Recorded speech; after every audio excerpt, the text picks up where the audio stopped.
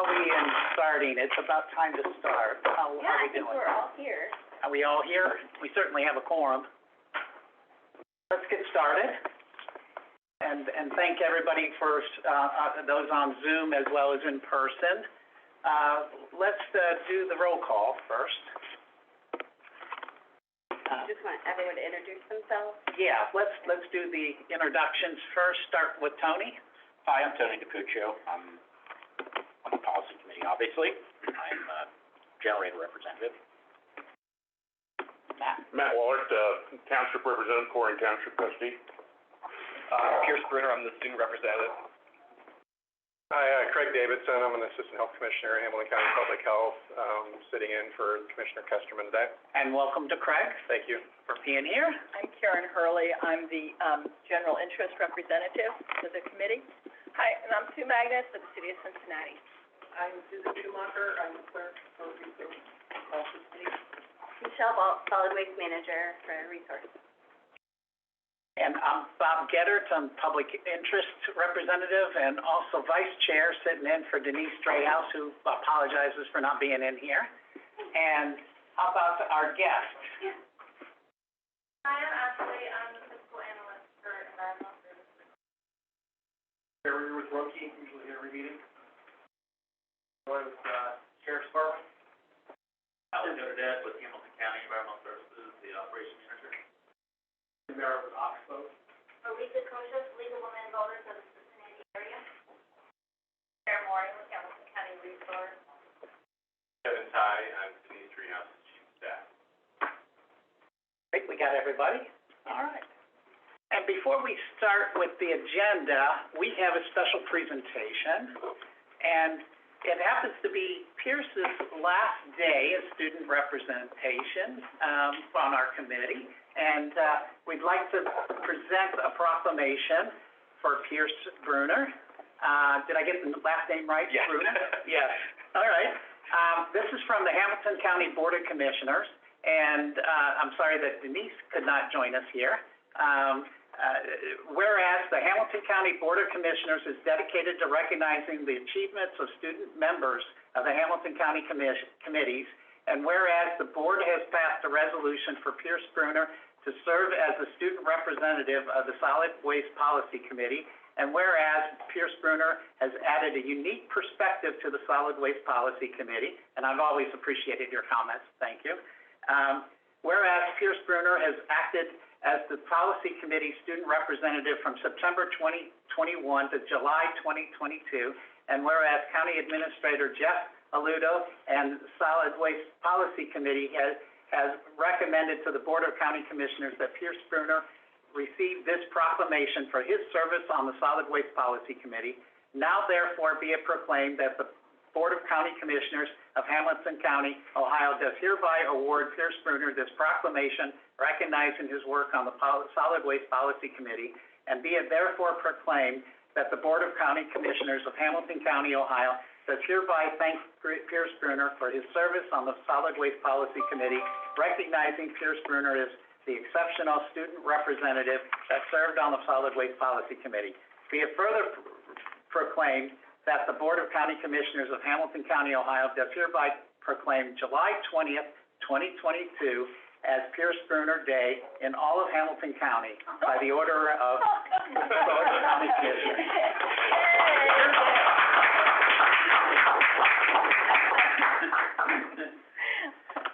So Pierce, it is your day all through the county. Thank you very much.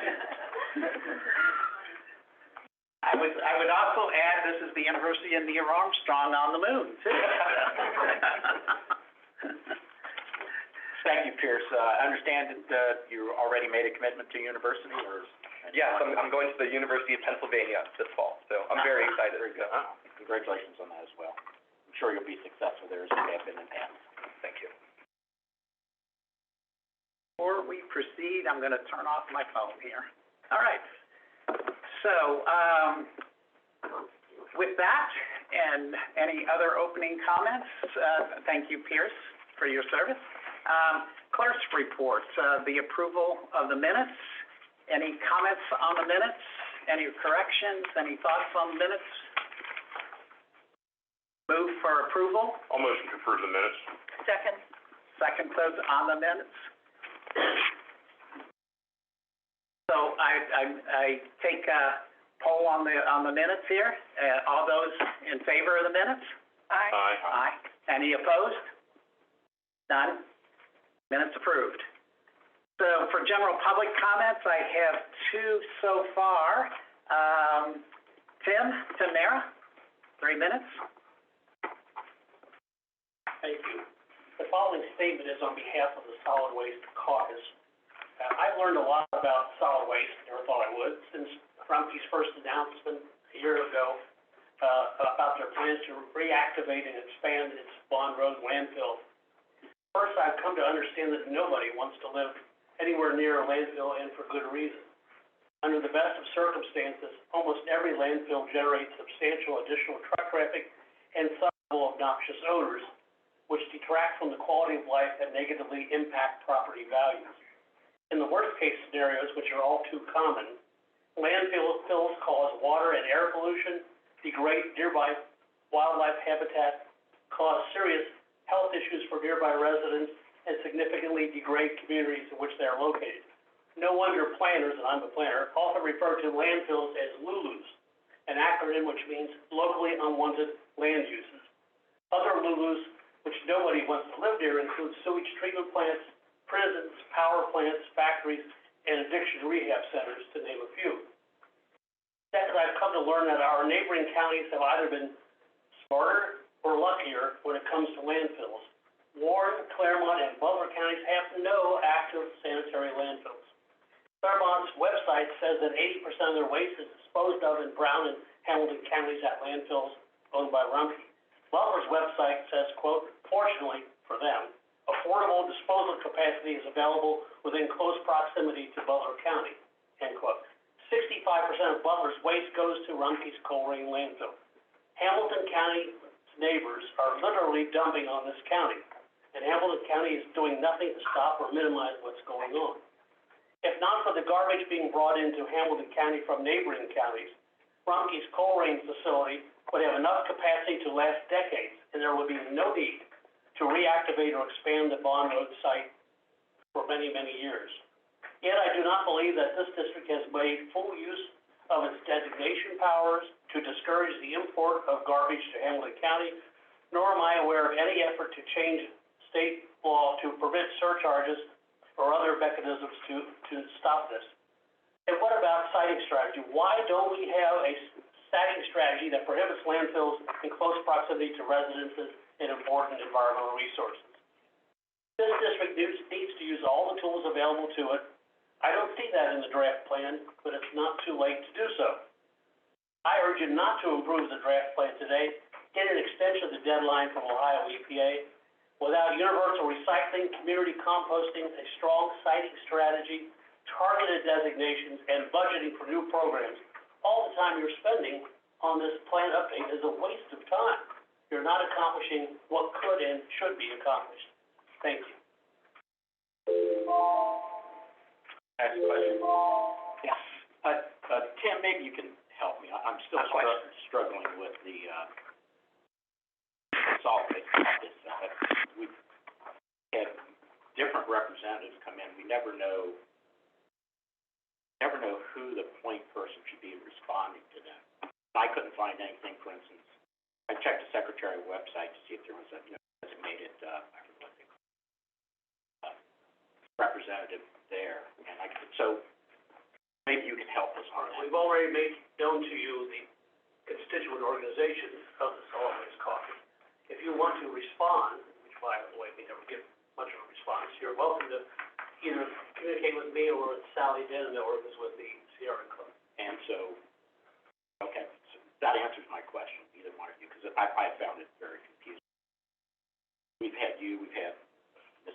Anna Miller has sent in a letter, and I'm like, well, different address than you have, and so. The caucus doesn't have an address, it doesn't have a website, it doesn't have a telephone, because we're an informal group of people who represent other organizations, and we don't have the money to do any of those things. But as I say, I've made it clear every time I've come before this board, I think Sally has and other representatives, that we are speaking, I mean, the point of saying that as I Yeah, started, I my understand. statement today is on behalf of the caucus. So you're welcome to contact me at any time, and certainly you know how to reach me. I guess I do. You did, whether you Yeah, said it or not. well, I'm just remembering, I know you retired recently, so, Yeah, you have my cell number. okay, Feel free, great, thank you. and I put the cell number on the bottom of every letter I send, or email that I send in. So, so those various organizations, they formally said, their own organization, yes, we're formally a part of the caucus. Do you understand what I'm saying? So like, I'll use the Women League of Voters, for instance, apparently they pass their own internal resolution, or I don't know how they're governed, the board. And the board has said, yes, we are officially part of the caucus and they speak for us. I think it's fairly accurate. Okay. Very good. Okay, thanks. Nope, that just needed a clarification. Thank you. Marie, did you want to speak now or at a later point? This is the kind of thing. Okay, Marie. I brought a little visual aid with me this afternoon. I think it's always good to have something. This is a bag, Marika Kosher, Cleveland Warriors of Cincinnati. It's a bag from one of our corporate, community members from, Kroger. And as you see, they have made a commitment to zero waste and zero hunger. And I would like to suggest that the district and the policy committee here make that same zero waste commitment. Unfortunately, the proposal for the update for the solid waste plan isn't gonna get us there, I don't think. There are a couple of key components missing in the 5-year solid waste plan update that I wanna highlight today. Couple of which, Tim has already mentioned. Universal recycling should be included. This program means that all solid waste haulers, are required to provide recycling services paired with trash collection service. This would include communities that provide direct service, contracted service, or subscription service. While I'm not sure that we can recycle our way out of our solid waste dilemma in Hamilton County, I think this would certainly be a step forward. Another solution that we should put in the solid waste plan is composting. I've heard a figure, I'm not sure if it's accurate, is that 40% of what goes into the landfills in Hamilton County is. So a community composting program would help eliminate a lot of that product that goes into our landfills. Now, I wasn't exactly sure what a community composting program is, and I believe it would take some work to put the infrastructure in place. But basically, every person who has the categories I just mentioned, who have a hauler, would have 3 containers for their trash day. They have one for trash, one for recycling, and so that is a plan that, could deter a lot of product from our landfills. And once again, I'm not sure, but I've heard, it seems like 5 years ago, we only had 40 years of landfill space in Ohio. So I think that clearly, I don't have the latest figures. That would be great, I could update it, but we certainly need to take a strong steps here to our solid waste. And I think that because these 2 components, as I understand it, are not in the plan update, I believe we should ask OEPA for a 6-month extension to get these 2 components in the plan.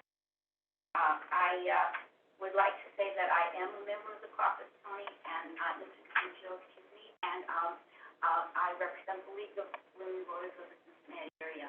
We are we're very supporting transparency in our governing bodies, and we encourage the Policy Committee to act going forward with transparency, especially with the their actions related to policy committee membership. All policy committee members should be free of any conflict.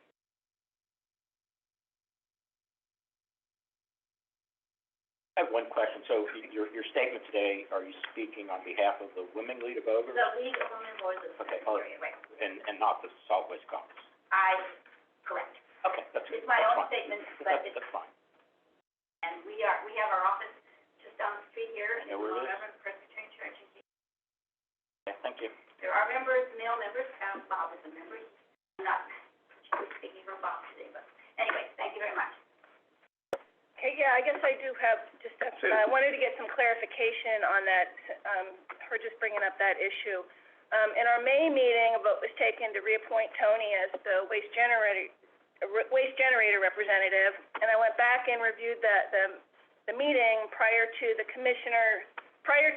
vote. Commissioner Dreehouse asked Fong whether the policy committee was taking a vote or making a recommendation, and Fong responded that we were taking a vote, and then, quote, whatever vote you come up with will go to the county commissioners to ratify because you are a policy group of the commissioners.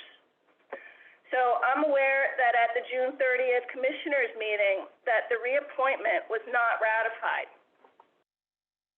One of the big issues of concern over the conflict of interest or perceived conflict of interest, which is a very big issue to the city right now, as you can imagine.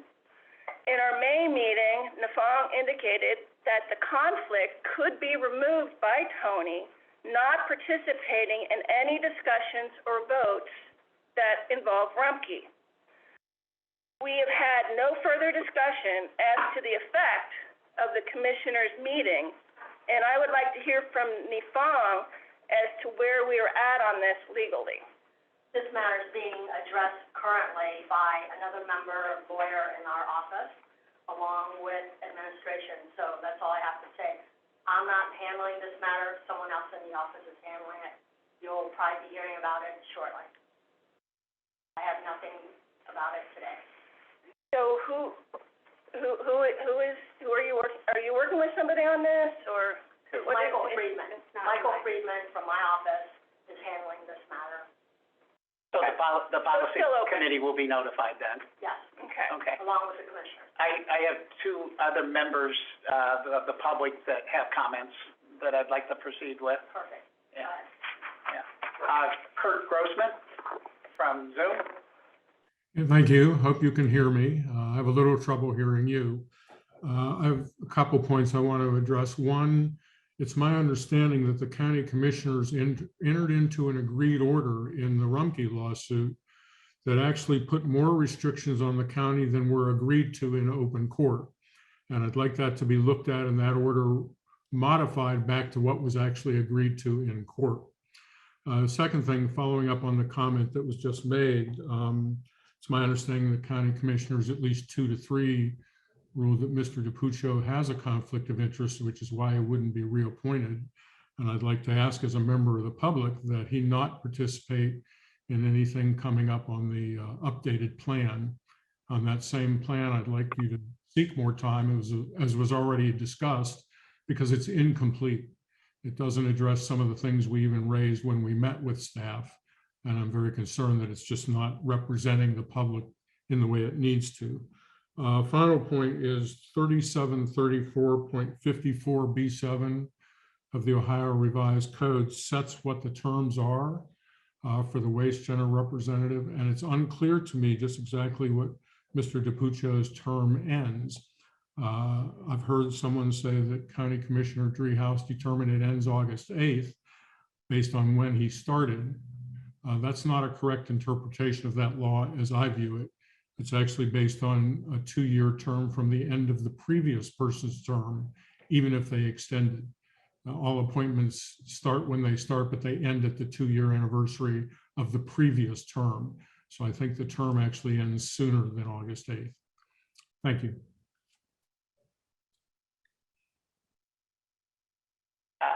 Any comments there? None? Okay. Next speaker, Carrie Davis.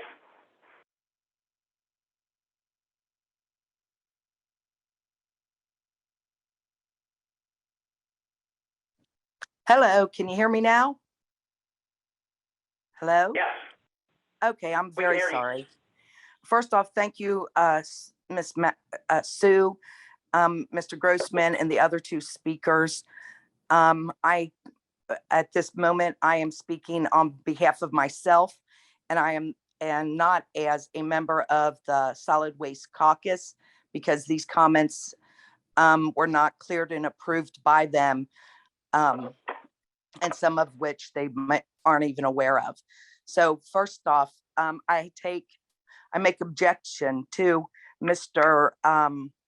DiPuccio making comments to the Solid Waste Caucus, who is clearly opposing his client, Rumpke. And I feel his comments and questions are a conflict of interest, and he is refusing to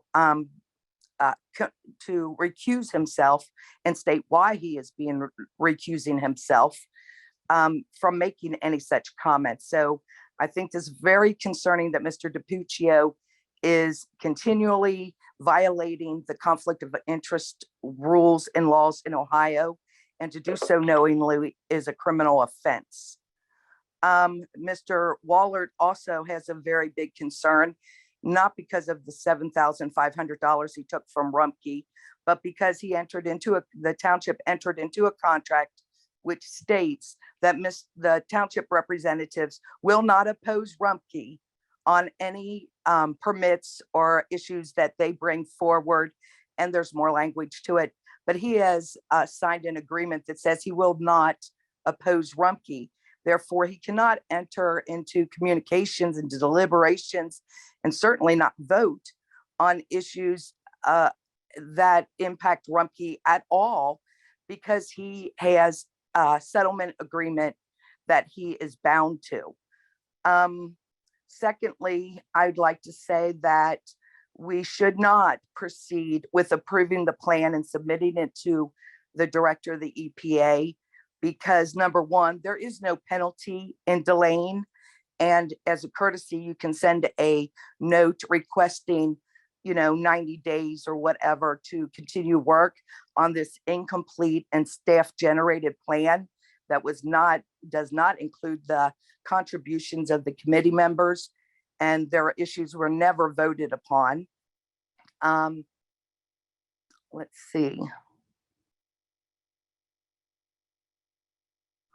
I think I am concerned that Mr. DiPuccio's position is not even on the agenda today, and I would love someone to make an oral motion to amend the agenda and take a vote on whether or not to nominate Mallory to the committee and replace Mr. DiPuccio. I think it's imperative that we settle these issues as we complete our plan. But again, I caution Mr. Wallert and Mr. DiPuccio on violating their conflict of interest laws in the state of Ohio and making comments or voting on any measure that impacts Rumpke. Thank you. Thank you, Carrie. I have a question for Carrie. Yes, Karen. Carrie, can you hear me? This is Karen Hurley. I have a question for you, a request. That was a very serious charge or statement that you made about Matt having this agreement not to vote against Rumpke in any way. How do you know that, and do you have a document? And if you do, could you please provide it to us? I mean, that's a very serious charge that you just made. I sent a copy of, can you hear me? Yes. Okay. I sent a copy of the document, the lawsuit I filed to prohibit Mr. Wallert and Mr. DiPuccio from communicating on any of these issues to Ms. Chin at 6 a.m. And it quotes the language from the Rumpke settlement agreement. And I'm sure she can pull it up on her email and look for the quote in it that says almost exactly what I just said. But it is directly from the settlement agreement between Rumpke. That settlement agreement also awards Rumpke $1 million that is not statutorily required in the settlement agreement in order for them to drop their case against Rumpke years ago. So Matt, Ms. Chin has the language. I have provided it. Now, I'm not an attorney. Maybe there's different ways to view and interpret the language, but I'm pretty sure I gave you a very, very close quote from the actual settlement agreement. And Matt's So, very Carrie, well aware you're of it. saying that this is part of a previous settlement agreement. It has not something that has happened just recently regarding Matt. Is that what you're saying? It's any representative of Colerain that is on this committee? I'm trying to understand. Yes, ma'am. It would be my interpretation that no person from Colerain Township can sit on this board because they are encumbered by the settlement agreement they entered into with Rumpke, which awards them $1 million a year on top of their normal fees, on the condition that no Colerain representative, whether elected or paid employee, is permitted to speak out against Rumpke in any manner relating to their work to get a permit. Ms. Chin, do you have that in front of you? I sent it to you this morning. And you can Sent me a more document accurate. this morning around 2:30 in the morning. I've not had a chance to review it. And if you're saying it's litigation, then it's pending litigation, have not had time to review it, and it's not up for discussion at this point. It's not pending. She's saying it's old litigation. It's old. Not what she sent me. That's not what Ms. Chin is incorrect again. The settlement agreement was entered into in 2001, Matt. I'm sorry, I didn't quote the date in the document. I didn't look at it for the date, but it is continuing. And your document's being reviewed, and I'm not making any statements regarding your email at this time, at this meeting, maybe at a future meeting, but right now, it's not been reviewed. I'd like to move along. And unless we have any other questions, I do have another speaker on public comment, Lisa Nguyen. Hello, just briefly, I am representing the members of Ditch the Dump, which I'm happy to report, we now have over 1,700 interested members, which is actually more than the number of employees of Rumpke. And I would like the rules be delayed. I apologize, I'm very ill. I would like to vote on the rules delayed until they can be, till they reflect what the original intent was. I also wanted to, we do also oppose the appointment of Tony on the board for various reasons. And lastly, in regard to Marie's comment about composting, it's interesting that Colerain is now actually has a program where they are starting composting by the individuals, and it might be a good source of data or methods of ways of doing it. So, but thank you. Thank you. Any further public comment? None? Okay, I'd like to move on to item number 4, revenue updates and analysis. Michelle? Sure. So in attachment B, decisions provide the revenue update. And just quickly, we've had about a 6% increase this year over 2021 in revenue. If you look at the breakdown of in-district, out-of-district, and out-of-state, the out-of-state is increased by 7,000 tons, about an 18% increase. The out-of-district has increased by about 9%, or 41,000 tons, and the in-district, so what's created in district has decreased by about 1%, or 4,800 tons. A quick overview of that. I don't have my calculator. So of the out-of-state waste, about what percentage of that is the It says it underneath it. Ah, If you look at, there's a tonnage in the dollars, Ally does. I'm sorry, thank you. Yeah, It's Okay, about 5%. I got it. Yeah. No additional explanation needed, thank you, sorry.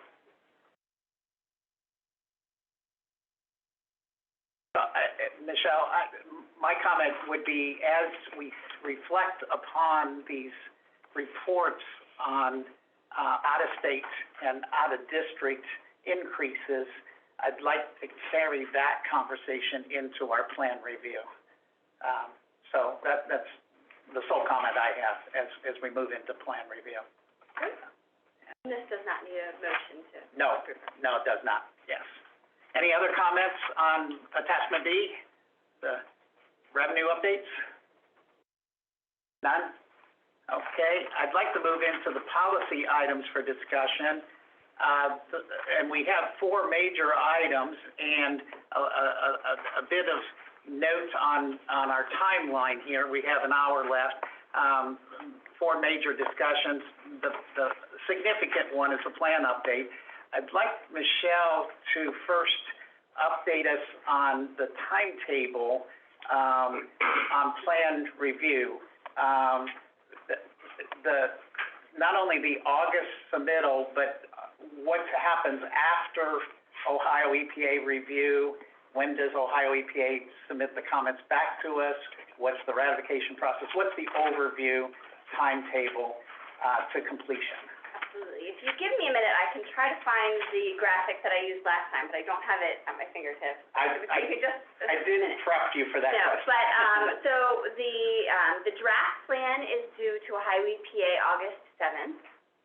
And, they will take, I believe it's 90 days, I will look it up after I finish this, to review. I think you're right. They will give us comments back, then we have a good period of time to implement their comments, but also, I know I've talked to several members that have additional things they'd like to add. We can add in additional ideas or, policies at that point. Once we decide that the plan is ready to go, the policy committee will vote on that again, and then we'll put it out for official ratification. So that means that it has to be approved by the Board of County Commissioners. It has to be approved by Hamilton County communities representing 60% of the population of Hamilton County. And I'll remind you that the last time we did the plan, we got 100% of the communities, so that would be the bar that we're trying to reach. And then it also has to be approved in that, along with the community, City of Cincinnati has to approve it because they are the largest municipality. And we have 90 days to get that ratified. So, thank you for that overview. What's the target date to resubmit it? Is there a date to get it back to EPA after ratification? There isn't a formal process for that point. We can, I can reach out to Ohio EPA and ask them for feedback on things, but there's no formal date. Once we take their comments and integrate them, we push it out. So as I regurgitate what you just said, we have an August 7th date to get it to Ohio EPA in its current form. The Ohio EPA reviews over it, and they give us comments, but we have to reflect upon their comments, integrate that into the plan, but then we can add additional material into the plan. Then we go through the ratification process. That's correct. And is there a target that you have in mind on the calendar for that ratification process? I don't have a target for the start of the ratification, but there is a maximum, or a period where we can't go past. And I can look that up and let you know what that date is. But there is, I believe, it's very generous. I think it's like 6 months that we have after the Ohio EPA gets our comments back that we have to get it ratified. That's kind of the concept that I was looking for. How much time do we have after the comments come back from Ohio EPA? Yes, if you give me a minute, I can pull up that timeline, but yes, that's about it. So that leads me into a concept that I'd like to present to. Okay, yes, Tony. I didn't quite understand the 6-month time period. Is that, so 6 months afterwards, you have to be into start the ratification process? Okay. And that step, and I should remember this, but I don't.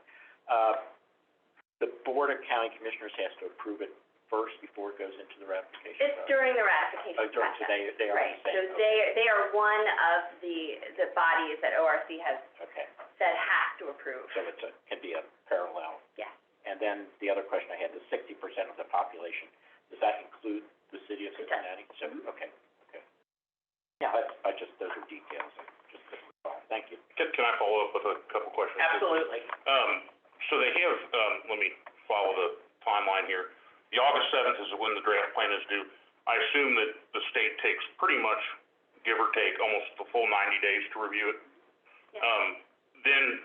So during that 90-day review process, there's a number of items that Mr. Merritt talked about and some other folks talked about.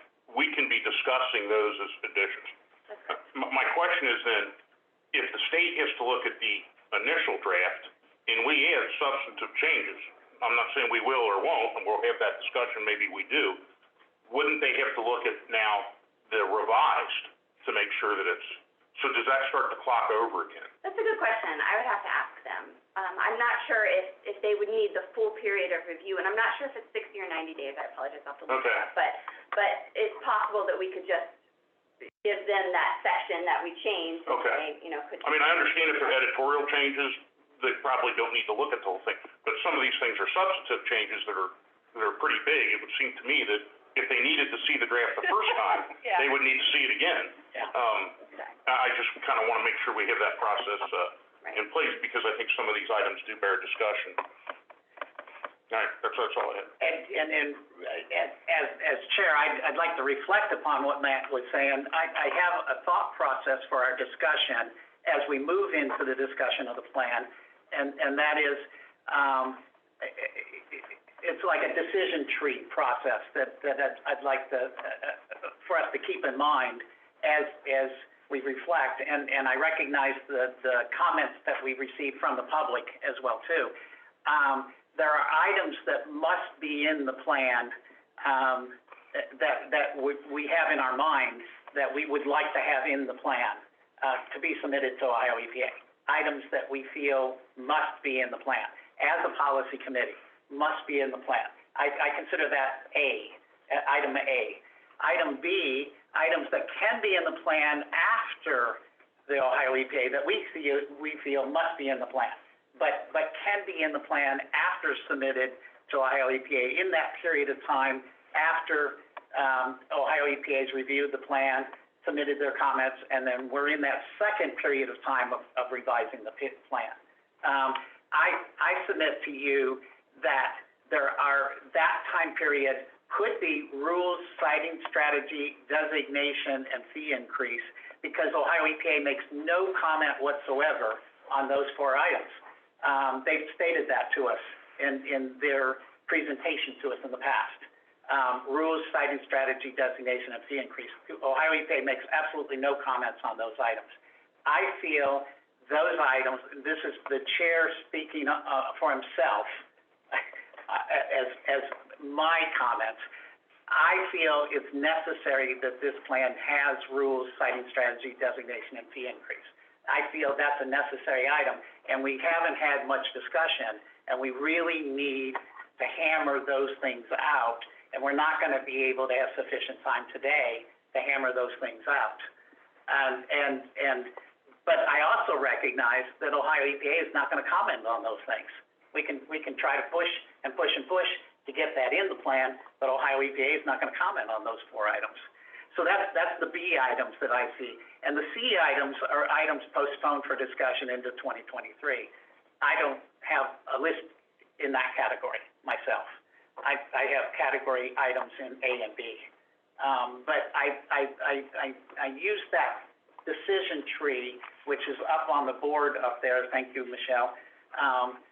But I felt like that's a way to organize our thoughts, to say what is your must that must be in the plan that we adopt today for submittal to Ohio EPA to meet that August deadline. What must be in there for Ohio EPA, and what is your burning desires? And I'm going to toss that out momentarily. But then, what can be done in the B category? What can be done that you feel that Ohio EPA does not need to comment on? And so I open discussion up. So, Bob, I would like to very much endorse what you've said here, and I agree wholeheartedly with this idea of rules, citing strategy, designation, definitely has to get settled at some point. And if Yeah. it can go in later, great, you know, because those are big issues which aren't gonna be settled easily. The fee increase is something that I also think we have to deal with, but here's the deal. If we deal and come up with a fee increase that would increase the budget, the revenue possibilities over the 5-year plan, then I think there are some big idea kinds of programs that ought to be talked about. And right now, we can't exactly talk about them because we don't have the money in the current budget. It's like a catch-22. It's like a catch-22. And so, for example, composting, which has come up. I mean, it's mentioned, but, you know, it's a very small, you know, kind of, we'll work towards it, and there's a little bit of stuff, but I think there's a lot more we need to do with that. That's just one example. And the other thing about moving communities from subscription to contracting, I think that's a really important, big idea. And there's a little bit of money in the budget right now, you know, a little bit like $5,000 for a year, but I think that's for legal fees.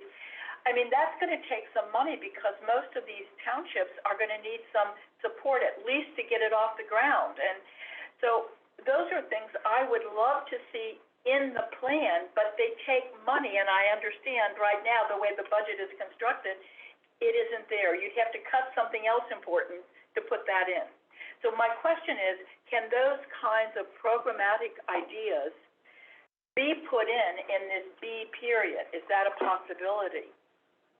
It is. It is. So, but I would also say, we did put in $150,000 for a public-private partnership for a compost or some sort of food scrap processing facility. Right, but that's one public-private partnership. I mean, and I guess I would say, I worry that that's not enough money to really even get a composting facility off the ground, and what the county's contribution to it might be. And there are other public-private partnerships that may be very important, you know, in moving forward. So what I'm saying is, I understand the dollars are scarcer than the ideas, and I would like to see more big ideas in the. Other comments, and I myself tend to agree with Karen, but it's an entire committee's issue here. Yeah, and with the plan, kind of as is, kind of my big concern is the modification to the household hazardous waste program, where I really think it needs to, you know, it needs to be restored, where, you know, people can drop off more than one day a year, multiple places around the county, and make it more accessible year-round. As it is, the one-day event really doesn't work if you had to clean out so-and-so's house 9 months ago. It just doesn't work that way. And so I would really like to see, you know, before I could approve it, you know, some kind of a commitment to restore the HHW program. And then again, we're talking about cost again. Things that I really want to see in this plan are the recycling infrastructure subsidized at multifamilies. I want to see a commitment to X number of multifamily complexes where we're actually going to put a dumpster in their parking lot, and we are going to work with them on contamination issues and get that right and figure that out, because we have a structurally classist program around the whole county that for years recycling is designed for people who own homes and cars. And if you don't own a home or a car, you really don't have real access to recycling in Hamilton County. So I would really like to see a commitment to that. And then also regarding the composting, I would like to see a commitment to finding a site. That is the biggest barrier. We have convened stakeholders over and over the last decade. And Michelle, you've been at these meetings. These composters are telling us, we need a site to do this. I will come to your community and operate, but we need your help to locate that. So that's why I think these things, these citing and fees are, you know, really woven together into what programming we can really bring forward. You know, some real change events that is not just kind of business as usual, you know, more programs, more outreach, more advertising, but actually improving the infrastructure in our county to make it easier for people to recycle into compost.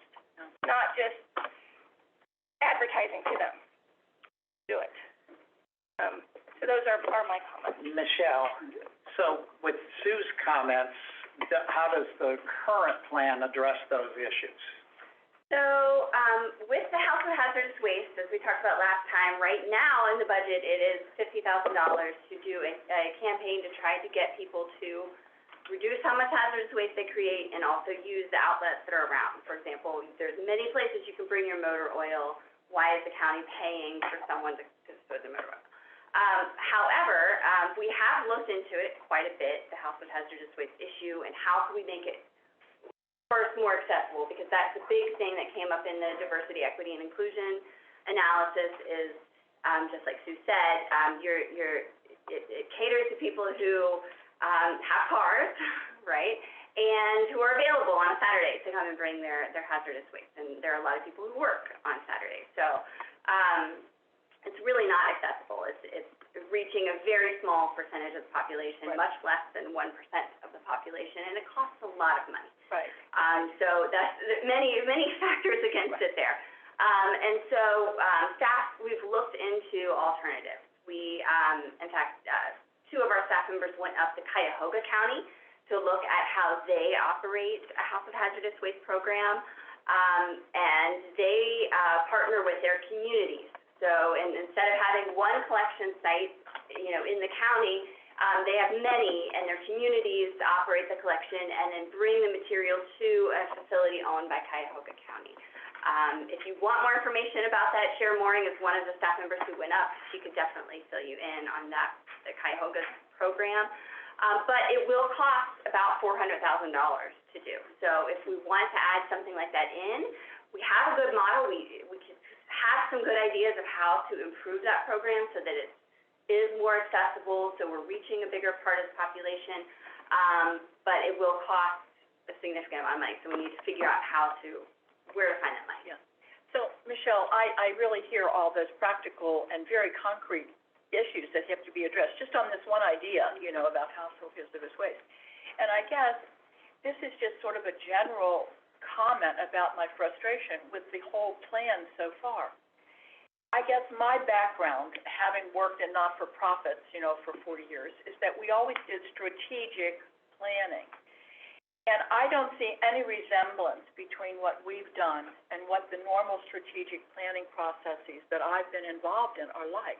You know, normally you define a certain number of goals, very concrete, measurable goals, and then you define strategies, and then you define action steps, and you have timelines, and you have budgets that go with all those things.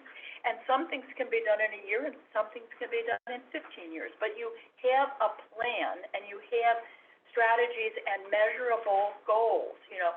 And, you know, like just what you said with household hazardous waste. Well, you know, in the kind of plan that we have, it might say, we'll work toward, a better thing than advertising, in my view, would be to at least say, we're going to take some concrete steps towards reinstituting a hazard. But then, that's just that's a strategy. You know, we're going to take it doesn't say what the steps are. It doesn't have a budget. It doesn't. So, and a year from now, well, how are we doing on that goal? You know, I mean, there's no measurement. And so I'm so frustrated with that in general about the plan.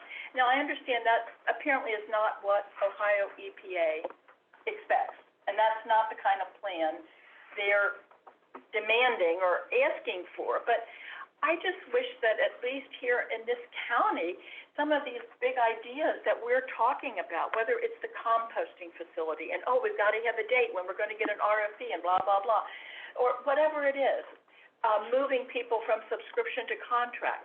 You know, this is what we're going to do this year, and this is how many counties we're going to approach. I guess I would just make that plea, that at least enter into the thinking. maybe after this plan is approved, maybe as we say, well, now how are we gonna move forward with it? We get down to that level of more strategic planning for the plan. I guess that'd be my plea. If I can just follow. If I can follow up, I agree completely. From an education world, you know, we use rubrics and it's, you know, meeting, working to meet, addressing, and we do that in Colerain with our strategic plans. Every year we look at those bullets and administration looks and says, all right, we're working towards this, we've accomplished this, we haven't addressed. And I think it's once you narrow it down, that can be an annual review of where you are with regards to the plan. And I think that, I come from a point of view that self-introspection is more valuable than information anybody else can give you, because I'm going to be my toughest critic. And I think all of us generally tend to lean that way, to be our toughest critic. And that's a good way to try to measure that, measure that ourselves, have the staff measure that, and it maybe every year give a report of where we're at on that. And then at times you may need to punt and try something different. But that gives us, I think, it gives us some accountability of what's going on. And I think that's a great point. Is there any, given those good points, anything else we want to add into the plan, as we're discussing add-ons to the plan right now, the A items? Yeah, one thing I wanted to address is, why should we care about HHW when we don't have to? But I want to kind of bring us back to our, some of our roots where years ago we had adopted a zero waste goal here.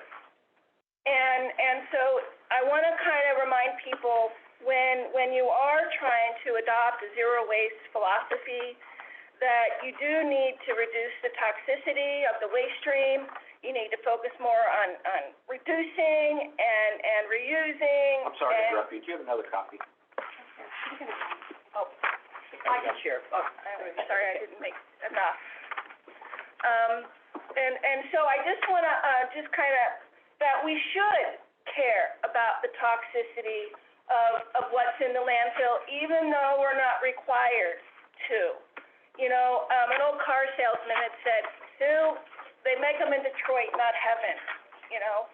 That you gotta, that landfills are not perfect forever encapsulation devices. They're prone to landslides, subterranean reactions, greenhouse gas emissions, odors, highly concentrated chemicals in the leachate. Why have we disassociated ourselves with these issues? We need to kind of get back to the basics about why we want to save space in the landfill is not, is also to, because they are potential hazards, that we want to reduce that hazard. And there's history from old landfills that we shouldn't forget, things that have happened at Dry Run or Love Canal where all the regulations were followed, but people still got sick and died, And so I think we need an ounce of prevention is worth a pound of cure, in my opinion, on the HHW issue. So are you proposing? Can I ask a question? Oh, go ahead. I'm sorry, but is this something that the policy committee had formally adopted? Well, I was trying, I'm gonna have to dig a little deeper. Yes, we did adopt the policy, but I couldn't find the actual definition we adopted. So I went on the internet and I found the common use zero waste, definitions that are available today. There are several of them. And that's something that we should look at these and pick one or adopt our own. I've never seen the ZWIA acronym before. What does that stand for? Zero Waste International Alliance. Alliance, okay. Yeah. It's. That's all I need. This is the definition I use in all of the plans that I adopt, but the zero waste, definition is commonly adopted in most, solid waste plants throughout Ohio, but, are you proposing that this be, more, does this plan be more in alignment with zero waste? Is that what you're? Yeah. Yeah. And zero waste hierarchy usually, implies target goals as well too. So is that something, Sue, that you're saying is an A thing for you, something it has to be done now before it's approved, or are you saying this is a B thing that could be worked on for the, second round? Okay, well, for the A, Okay. I really want to just be assured that the HHW program is not being replaced with an ad campaign. Oh, yeah, How we do that? I'm kind of confused, Sue, because Bob defined A as absolute mandates by statutory requirements in Ohio EPA. Not by statutory requirement, by desire of the person. Desire of the policy committee. Yeah. I thought that was B. Desire of the policy committee that, here we go, right here, must be in the plan, submitted to Ohio EPA. Okay, and the discussion we had is those were statutory requirements. No, I didn't mention Okay. statutory, but, it is desired by this committee right here. Okay, so let me go back and revise what I have. I have mandated items by Ohio EPA, and you're saying A is not that. No. It's items that must be in the plan submitted to Ohio EPA that we feel must be in this plan to adopt today. B is what we feel must be in the plan, but Ohio EPA does not need to review over it. And I'm suggesting 4 categories there. So A is mandated items by Ohio EPA and I call them high priority items. High priority items of the committee. Okay. That's a good way to put it. Okay. That's a good way to put it. And we need to vote on those today. I'm suggesting we need to vote on those today. So, so Sue, what would it mean to have a statement in the plan today that you would feel met your requirement? That the funding got restored to at least what it was before, if not more, then, I would like to see it restored to what we considered a successful HHW program 8 years ago. That's what I would like to see it restored to. So you want to see it's been whittled down to become ineffective. Okay. So are you suggesting $400,000 in HHW? That's the kind of the number Michelle, yes, I am suggesting that. So, Michelle, how does that, plan, that game plan affect the budget? Does that give us a negative? It does. So it takes us, Sue and I talked about this earlier, it takes us, if we take 400,000, and that is eliminating the 50,000, campaign to try to reduce hazardous waste. It takes us, 400,000 each year, takes us below the 8 months operating, by year 4 of the plan. I would recommend that you at least stay above the 8 months operating for the first 5 years of the plan, because then we'll be doing another plan, and we can that on to, I guess, 5 years from now. But definitely have to stay with that 8 month policy within those first 5 years. So, and it would also be spending the carryover balance, right? In order to make up that and make sure that the first 5 years we were in the clear of that 8 months, we would need to remove, what was it, 160,000? So is that what I told you? 160,000 somewhere else in the budget in order to make that work. We would be spending the carryover on that though, to just if we're adding in the 400 and taking away 160, we're still spending that carryover down. So that would eliminate any need for discussion in the future about how we're going to spend the carryover, because that would be how we're going to spend the carryover is on HHW. So could I suggest, since we don't have a program idea right now of how to reinstitute HHW in a successful way, we don't have that. Would it make sense to say that in this year's budget, maybe it's the 50,000, forget the advertising campaign, take that 50,000, and maybe you take another 50,000 and you put it in the budget and you say, this is going to be used this year to work towards, or set up a pilot, or something to move us towards a successful program for the future. I don't know how much that would cost, but it wouldn't take $400,000, you know, the first year. Would that just A because- ramp up. Huh? A ramp up. I'd be agreeable to a ramp up. A ramp up. And so, Michelle, what kind of ramp up could go into the budget without, you know, throwing apple cart upset? So perhaps a modification, perhaps a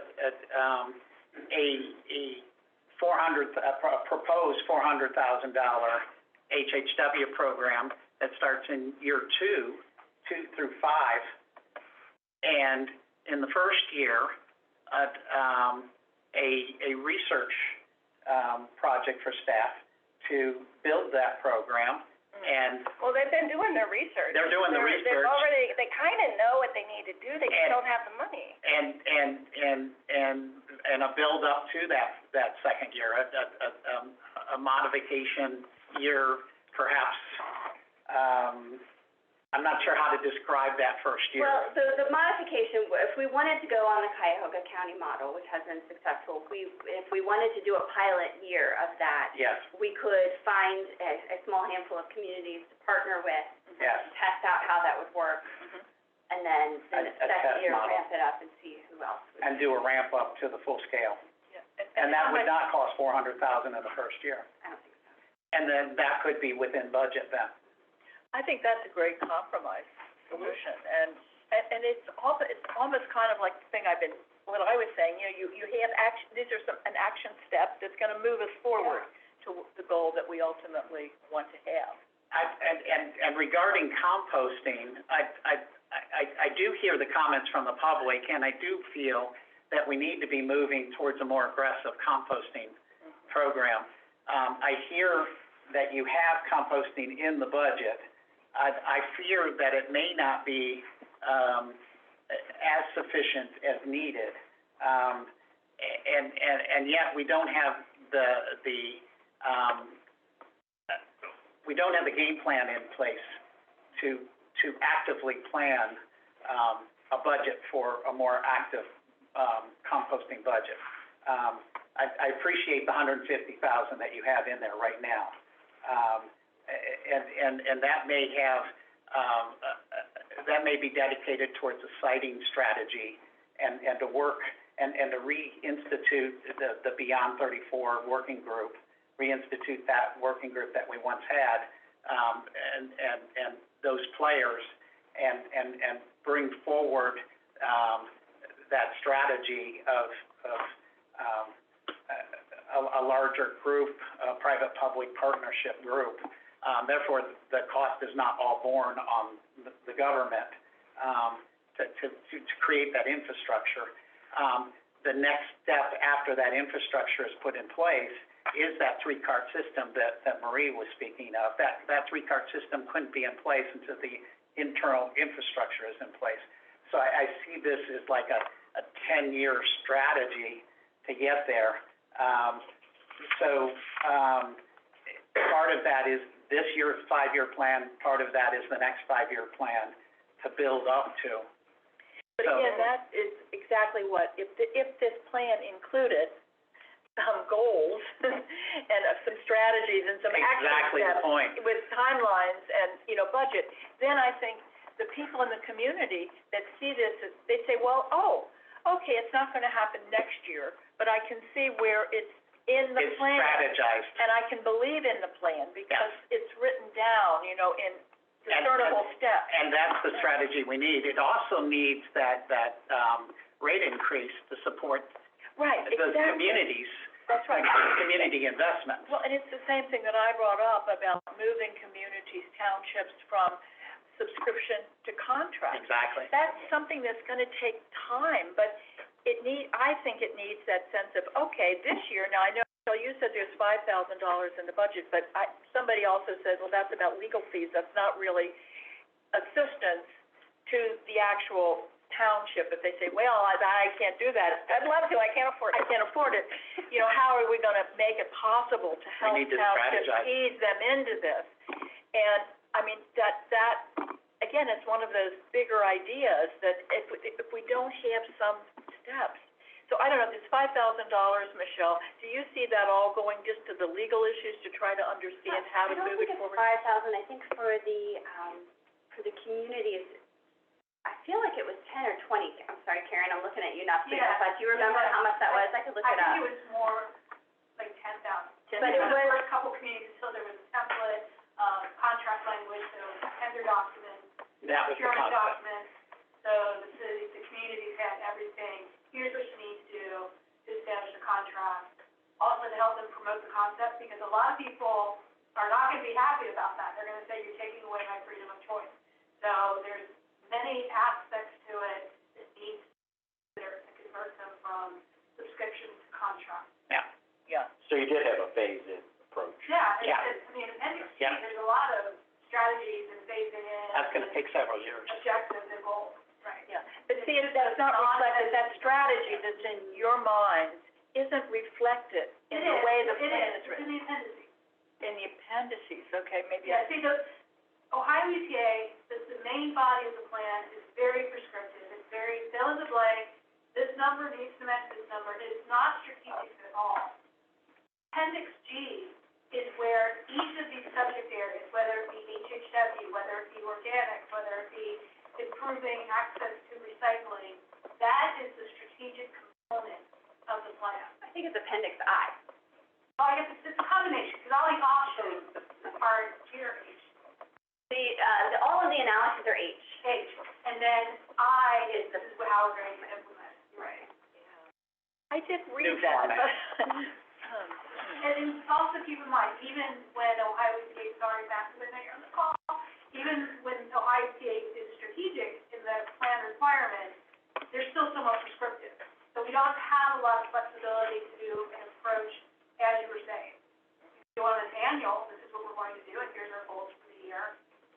But we are somewhat stuck, that get it approved by Ohio EPA, you have to follow their format requirements. But that said, I think it's a great idea, and I think we can take that and use that as our own working Right. document. Do we feel, and I haven't heard much from Tony and Matt yet, but, and Craig, but do we feel we have enough of the A category, for Michelle to add new stuff into the plan? Any other additional thoughts? Well, I have one. Go ahead. Go ahead, yeah. Michelle, when did we start the plan update? Officially, it was supposed to be May 7th of 2021, Okay. but we started before that. Okay, and I'd like to point some fingers back at each of us individually as a policy committee members.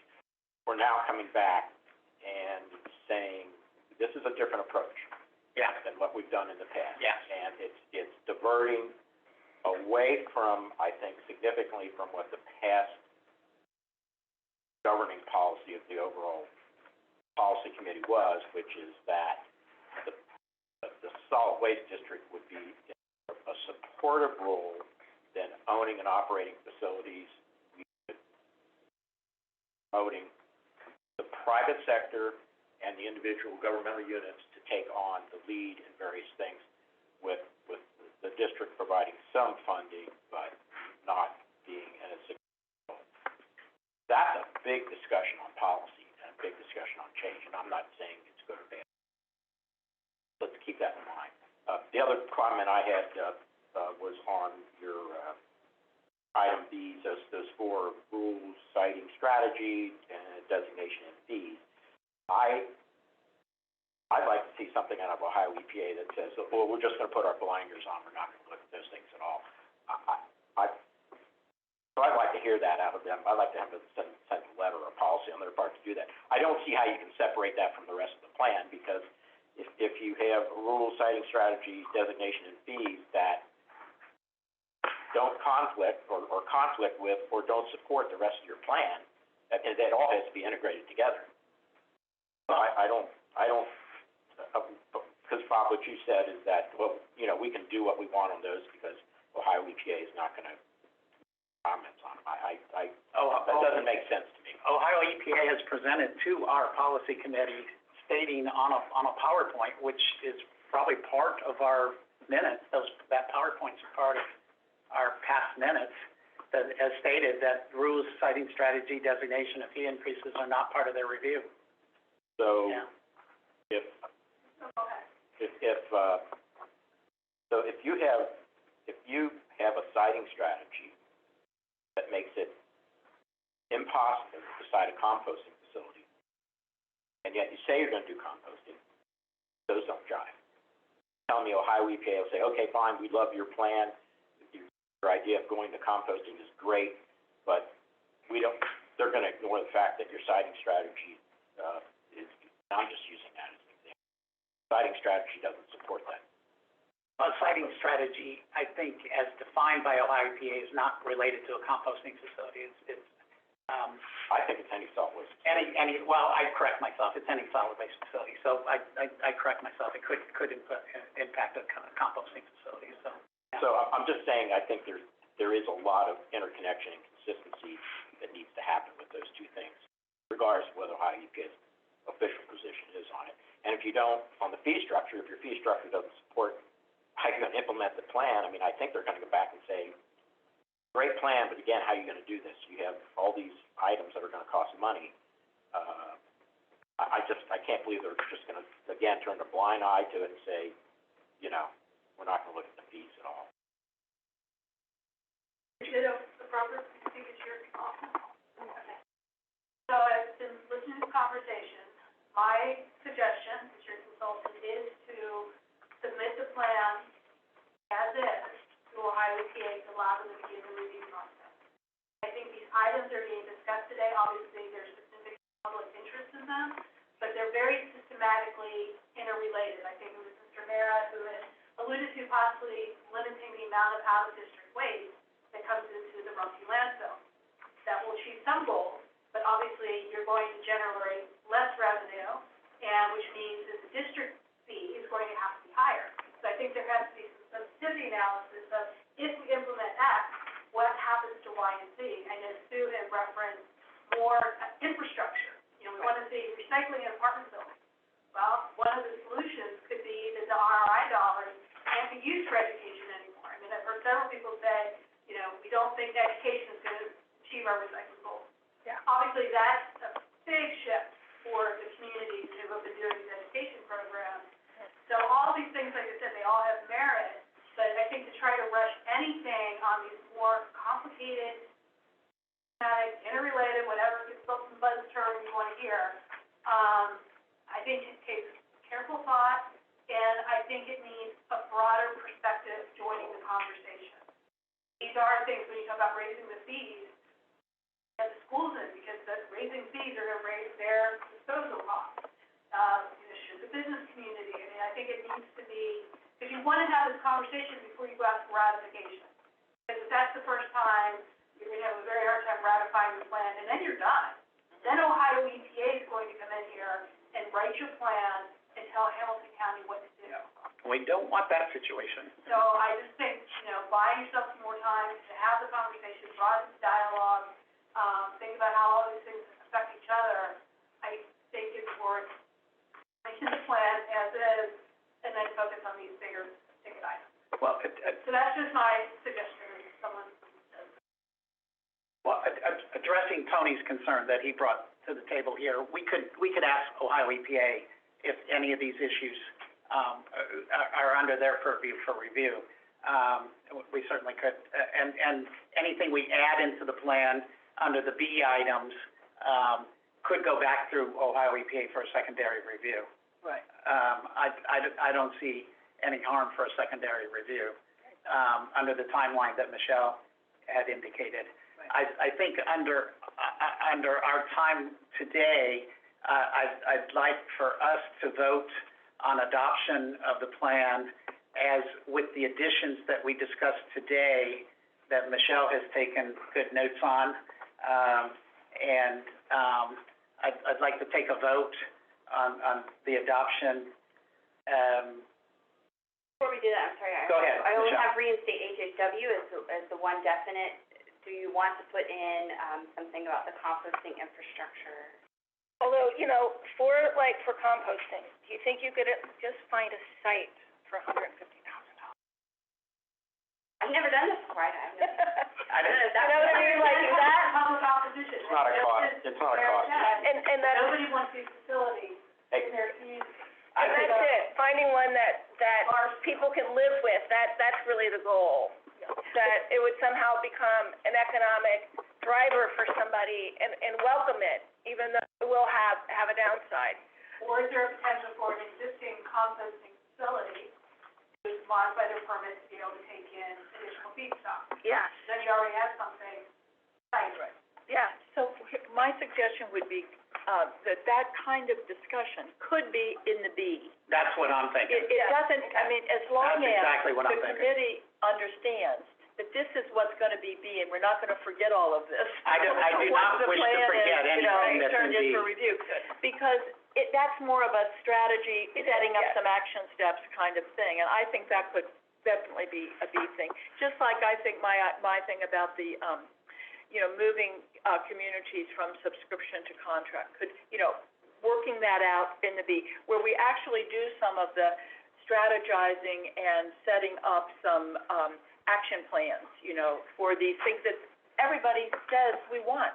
But, and if we have a fee, if we can agree on a fee increase over some period of time, maybe not immediately, we at least would be able to understand that there might be some more budget resources That's right. available in the second or third year of the plan that aren't available right now. Well, what I'd like to propose to the Can committee. I make a comment, Bob? Go ahead. I'd be supportive of what you said in terms of going along Karen Lucan's recommendation. Let's go ahead and get the plan in, whatever form. Don't make any additional changes. But we recognize that we have, because what has been talked about today is basically completely different. And I'm not saying that's good or bad, I'm just saying it's completely different. It's gonna take time to do that, and all those things can fall under what you call your item B. I would not be supportive of putting specifics in under item B right now, but leaving it open and general, because we are not gonna know what items we wanna put in under B, either take them out until, or put them in, or do whatever we want with, until we've had the time to sit back and go through that more strategic process. Right. Well, that's I think just what we're saying, Tony. B isn't gonna change the plan now. That's Right, for, well, but I don't wanna get into saying, substantive, I don't yes. wanna get into saying It is my plan. B is, are these 4 items, period. I think we leave it more broad and general, because when you're talking about doing a strategic plan, as you just pointed out, Karen, that's entirely different than the process that has been used in the past. And you're gonna need time to get input from not just, the public in general, but all the constituents that have to approve this plan, which are the cities, the county, the townships, to get their input as well. So it's gonna be a much longer process to go through, in terms of doing that. That's kind of where I'm coming from. I think once you get some of these significant C changes, like in item B, that it's one thing what this board may think of, but it has to be sold. Right. Yeah. And I think that there needs to be that discussion, that, it through the township association, through the cities and stuff like that, because we may come up with something that we all agree on, and just gets shot down. No, I agree. I'm willing to go down that I'm path. sorry, Karen Lucan, I'm gonna put you on the spot. Do you remember the first time a plan was done? How long did it take to get that? So, I'm thinking it was 2 to 3 years. Alpha was 1988, so we were probably in the planning process from 91. It took us years, so, I mean, obviously, this is all uncharted territory at the time. But I think like in that plan, I think it was a second strategy. I think we had 14 different committees. Yes. So my point in bringing that up is that you're talking about as significant a change now as you did when the district was originally formed. Yeah. So time is gonna be needed and open, sort of an open agenda on what to do. A quick note, we have, an Ohio EPA representative on Zoom. Matt Hiddle has his hands raised. Matt? Thank you, Mr. Chairman. Good afternoon, everyone. I was waiting to chime in with a lot of these questions about what we do and do not review with the plan. And I think you were relating to a presentation that Ernie gave about rules and designation authority and how we do not legality of that, and that's basically up to your own local prosecutors or legal attorneys to make the determination on what is allowed on those. But as far as the plan review is concerned, and everybody here has said a lot of comments related to this. You know, this process started back in May of last year. So you've had a lot of time to review all this. The plan that comes into us as a certified draft plan to us, we would hope would be as comprehensive of all the decision-making that this group has made over that last year. And changing a fee structure is going to, as mentioned, it's going to have a lot of implications, most importantly on the budget section of the plan, not to mention capacity demonstration and the overall budget you have for programming. So to say that's something we don't review is probably an incorrect statement, because it affects so many different aspects of what the plan encompasses. And I wanted to make sure that was clear. And I would encourage that whatever you submit to us, that we're doing a formal review of that process of the plan. And it's written into statute as far as the amount of time we have. And it's going to be the most thorough review of your plan that we do. So there's going to be substantive changes after that's submitted to us. It is not unprecedented for that to happen.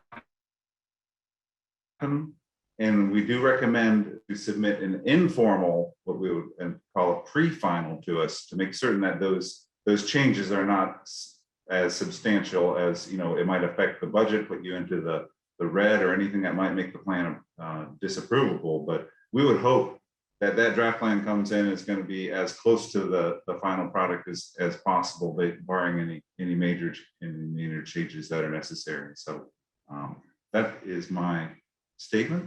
I'll take any questions if you want. Matt, I take your correction on the fee increase. Thank you. On the rules, citing strategy, and designation, I was unclear. Does the Ohio EPA make any comments on those three sections?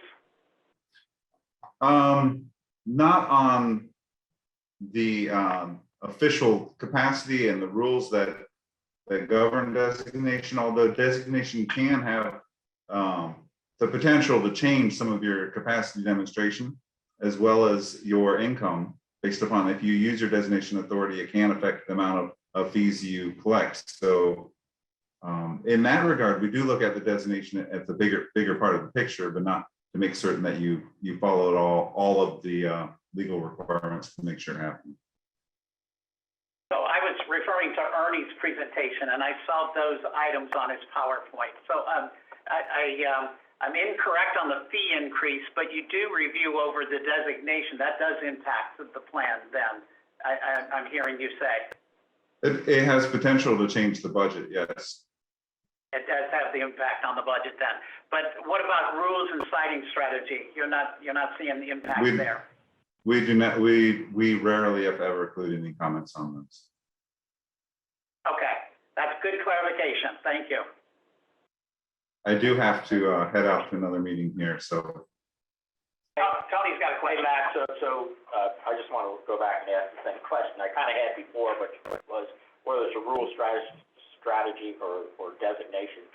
If it, I'll say it this way, if it adversely impacts the plan, that there's a conflict between here's what we're going to do, but the rules and citing strategy and designation don't mesh together. I guess would Ohio EPA look at it from that perspective only? I think I heard you say, look, we don't look at the legality of that stuff. We leave that to the local districts to make that determination. But I'll just put in an example that would obviously be ridiculous. Is that, well, we want no composting facilities within the district, and yet the plan says, well, we're going to have composting facilities in it. So I guess more of those kind of blatant conflicts, I assume Ohio EPA might at least point those out. Yes, I would think we would include comments about that. I don't think it would fall under the category of something that would make it unapprovable. Okay, great, thank you. Bob? Thanks for speaking up, Matt. Bob, can I ask a quick question? Oh, yes, Craig has a question. Perhaps it's for Michelle too. Just wanted to clarify, you mentioned submitting what this board committee were to approve today, it would be considered a pre-final plan. But it sounds like EPA that would not be the preference if something like that were submitted. Well, to clarify, Fair, did I interpret that correctly?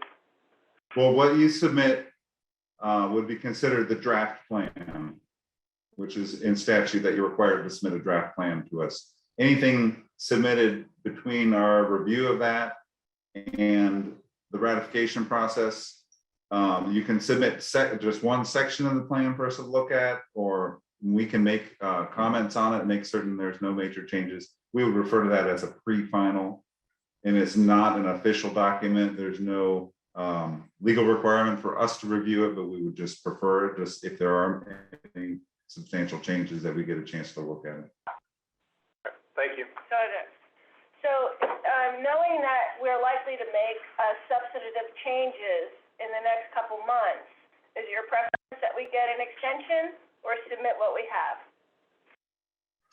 We do not grant extensions, as it is in the deadlines are written into statute, but I can say that there are not any consequences for submitting it, other than it sort of squeezes your time between the draft submittal and the time frame you have to then make any changes and go through your ratification process. It sort of squeezes that time frame. It might stress you out a little bit as far as trying to get all the pieces in order.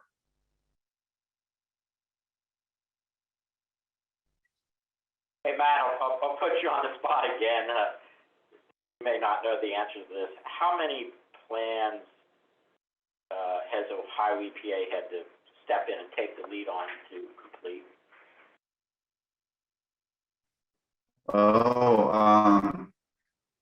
If you don't know, that's fine. I don't know a definitive answer to that, but in the 19 years I've been here, I would say it is less than 10. We do never want to go down that road. We want to keep the power with the local people whenever possible, and we'll work with you to try to make that happen. And I'll ask you one other question. I'm sorry to delay you here, but did that require those solid waste districts to, I guess, sign some kind of a consent order with Ohio EPA? I don't think it's consent order. There's what we call a drop dead deadline written into statute that says your final plan has to be approved. Otherwise, it is specific that Ohio EPA will then start the process of writing the plan. And we work with you when you do that. It's usually just things didn't work out. Oftentimes it'll just be a roadblock by some of the local elected officials. And I don't know what is a consent decree. I forget what the actual mechanism that's used for that is. I was just Not an option here. That's fine. So I appreciate that, Matt. Yeah, I know I was involved with one anyway, and my experience on that was Ohio EPA was very cooperative in the local district in getting the plan to a point where it could be. Super. Okay. Thanks. Any further Matt. questions? I gotta head Any out. more questions? No more questions. Thanks for stepping in. Thanks. Thank you. Thank you. All right. You guys operate the way a policy committee is supposed to, and I'm glad you're so involved in the planning process. Thanks. So Bob, I have two comments or questions about what Matt just said. Yes. I mean, on the one hand, I think some of the things we've talked about in terms of more program-related things, whether it's the composting or the household solid waste, I mean, a few tweaks can be made to the language of that now, or the helping communities move, to contract, or it's the composting. It's more a matter of taking the language that's in. I don't know that it makes a giant change in the plan. It's more an understanding of what we mean by the language in the plan, because we've now fleshed out what that's going to be. Do you know what I mean? And language that the communities that are concerned about this can understand, oh, this is really going to happen in the context of this plan. It's not just we're working towards it. Working toward it is a very non-committal kind of thing, that there would be some commitments made. So I'm not sure that that would be huge changes. The thing that was concerning was about the fees, and I don't know what the implications are of that. The fee increase concerned me, so I am incorrect on the B category on fee increase, obviously. So I misinterpreted Ernie's presentation.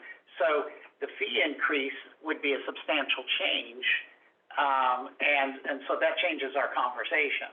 So if we entertain a fee increase, that would be a substantial change that we would have to reintroduce to EPA at a later date. Yeah, so I mean,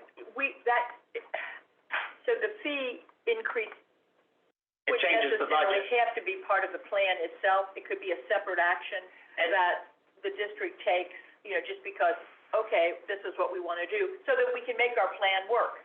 And a fee increase can happen at any time, but it does need to go through ratification. Okay. So do you want a separate ratification see. at a later date, or Gotcha. do you want a ratification during this process?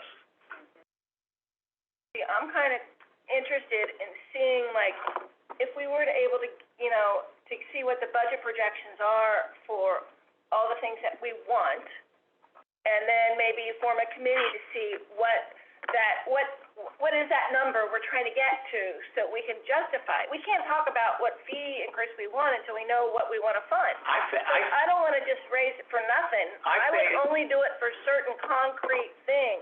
It's the only way I think our community would support it. I favor creating a subcommittee for a fee increase and an increased budget, but we can't do that at this moment in time. We've got to support the plan. Yeah. As is, and move forward with submittal of this plan as we've discussed today. And then And I'm committed towards rules, citing strategy, and designation being in this plan. Right, but, so you're saying fee is off the table in terms of the planning? I'm not saying it's off the table. I'm saying we've got to strategize how a fee increase would be introduced at a later date. Before it goes out for ratification. Before, yes, exactly. Before what, Karen? So, before the plan goes out to the communities and the Board of County Commissioners. Before the plan goes out to the. You need to know, this is what we're doing, and these are the fees associated with it. Exactly. But again, you have a window now, that you can work on that, and like I was saying before, Right. some of these things are going to, they sound like policy items, but they're gonna affect your revenue. I still favor the idea of representing it back to EPA for, even though it's unfavorable from Matt's comments there's still that window of representing it back to EPA under a second. I think primary concern, they're gonna, I can't remember what chapter it is, I used to know all these chapters. They're gonna look at, every year you need to show what your annual costs will be, whether they be direct O&M, or if you're building a facility, your debt, your CapEx, they're gonna wanna see that every year. They're going to want to see, okay, here's how much our population is going to increase, how we're projecting the amount of waste that is going to come into the landfill, and then are you going to generate enough revenue? They're not gonna care about how much your fee is, they just wanna make sure that you have a balanced budget. That's right. So I think bottom line is, the plan that we had talked about, A now, B. Later discussion on B. Yes, that fees can be part of that. It will definitely mean, though, that the Ohio EPA will have an interest in that. We thought that they would. They would have an interest, but I don't care if they have an interest in that, that's fine. We would submit the thing back and let the chips fall where they may. I mean, it sounds like that's still the way we could accomplish what we want to accomplish. Exactly. I think my suggestion is that the policy committee go ahead and make this draft plan submittal as is. Let's not try to wordsmith anything in it at this point. We really haven't had time to sit down and dig into this in any great detail. And then I'm hearing that after the draft plan is submitted, we basically have more time available to either frankly change the plan or expand on it. Right. And not just from that perspective, but going more than what you were talking about, Karen, with the more. So one question I would have is about the household hazardous waste. So is this simply a matter that the $50,000 that's in the budget is understood it's not for promotion, but it's going to be towards, you know, some kind of a pilot, program, even though there's not additional money right now. It just say that, you know, so that. Karen, I'm against that with the draft plan, because we're starting into this wordsmithing thing without really knowing enough to even change those. I'm not saying that it wouldn't change Right. after we submit the draft plan, and then we have a chance of, okay, well, let's look at this household hazardous waste program. Let's look at its overall history. What can we do? What can we not do? What are the costs gonna be? Okay, I was just trying to get Sue on board to feel comfortable voting for this, because she had said that was an absolute, a deal breaker for her. Yeah. And, yeah, that's what I. We have the opportunity, Sue will have the opportunity, I'll call it phase 2 of the plan, I guess, development. Well, what I'm proposing, forward to vote on the plan is the revisions that we discussed with HHW increase. No, I'm not, I don't wanna do that, because we haven't thought that through thoroughly. We've had a 20-minute discussion on that particular aspect. We're talking about spending $400,000 each year. Sue, I'm not opposed to it, I'm just saying, Michelle, think this through. Because you don't have control over how much HHW is going to come in. So you can't just say $50,000 and that's our budget, and we're just cutting it off so we reach $49,999. So if you just say, we're gonna have a program, and you can end up getting $400,000 worth of HHW delivered, then you are making it inequitable. Like, whoever heard about it first gets to bring their material. I think this discussion should occur in B, that you have contingencies. There's been working with Cuyahoga County, there's probably some really good data on, you know, the amount of HHW per capita from different communities. You can start doing some modeling, doing some forecasting to see, well, how much, if we use the Cuyahoga model, how much might we get, and how much money do we need, and then does that affect your fee, or does it affect other programs? So I don't think you can do it in a silo. And what I was proposing, Sue, I think addresses your concern that the household final draft plan just shows that we're gonna spend $50,000 in households. Right, Because we're talking about already the draft plan, and then basically looking at making changes to the draft plan while Highway K is reviewing. I don't agree. I think we've had significant discussions about modeling off of Cuyahoga County, and I feel like the A plan, with Michelle's notes, let's include in the A plan, the Cuyahoga modeling with the modification, so we're not budget busting. The pilot, we just, The pilot. a small pilot project to take a step towards Right. the feasibility of implementing the Cuyahoga plan over the course of the plan's life. I mean, that. And I'd like to call for a vote.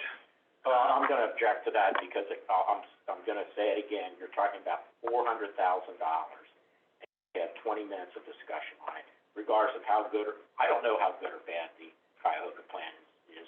I don't know how well it might apply to Hamilton County. As Karen Lucan just said, you haven't really done the homework on it. But it's a pilot project, and a pilot project is testing the feasibility of moving forward. It doesn't commit you. I've walked through the Cuyahoga program physically. I've seen it. Yeah, but I mean, even Bob, so. I know you have, I have not. I'm just saying, it doesn't commit us to $400,000 every year going forward. It's a pilot project. Even if it's $400,000 in 1 year, that's not an. It's not $400,000 in 1 year. We talked about the $50,000 as part seed money, and then whatever else it would take. Michelle, we said, was it, another $50,000? We don't know. She said it was within the realm of the budget. So that's exactly what I'm saying, Karen. We don't know how much even a pilot program will cost. I haven't seen anything here today that says a pilot program will cost this much. I don't even know what the parameters of that pilot program are. I see a hand over there. So, I am in the process of putting together an RFP for the HHW program. Sarah, could you come up here so people online can hear you? Sorry. And so I've already put out one RFP for an HHW program for next year, because it's before the next plan even begins. And that was for a curbside program, which was way more than we could afford. I mean, we're talking it would be about $800,000. So I'm getting ready to put together another RFP to go out, and I started off doing something that's kind of a hybrid of what Cuyahoga County does. So this coming up year, if I put out the RFP for that type of a program, and the idea would be that we would get 5 communities to do collection events, and then we would have a big collection event. We would do one, because we don't have the funding for more than one, but the counties could bring their material to that big collection event, and then we could have it open to residents who don't have communities have a collection event. That could kind of be like our pilot, to get an idea of what it would cost.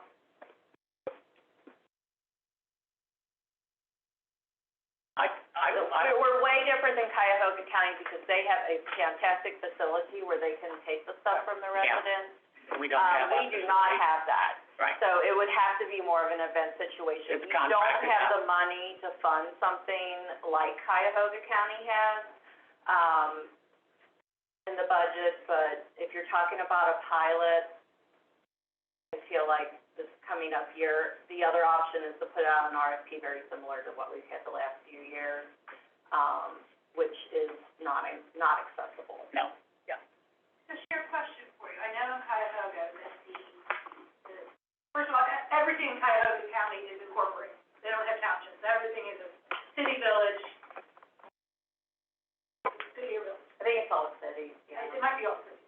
And they all have public service departments where the residents bring the stuff. And then the service departments can bring it to the Cuyahoga facility during the week. I think it's 2 days a month, I believe. It is. And then Cuyahoga contracts out with someone like Clean Harbors or EEI to pack, consolidate, and take it away. Yes. So, in Hamilton County, would it be the same thing as HHW days for this pilot, if that's the way it goes, is during the week? Even though, I feel like I agree with Tony, I feel like we're trying to create the program in, like, right now. So what I thought, so previous to Cuyahoga having this great facility where they could collect stuff, they did something similar to what I'm suggesting. They had a household hazardous waste drop-off event for several days in a row. I think it was like 4 days in a row. And then on like one of the days was just for communities to drop off what they collected from their residents. So since we don't have a facility that can accept the material, we don't have the budget to do something like they do. It seemed like a way to kind of test this out, to test the waters, to see if we had communities that were interested in doing it, to see if that could make it more accessible for people and how affordable it would be. Again, you would have to, don't forget, please correct me if I'm wrong, Michelle, this plan gets implemented 2024, right? That's right. So Sheriff is Plenty talking of time about to something plan that it would out. happen in 2023 under the existing plan. You would have some data to then put into the plan what you're going to do. Yeah. I just don't want it written out that it's just now an ad campaign.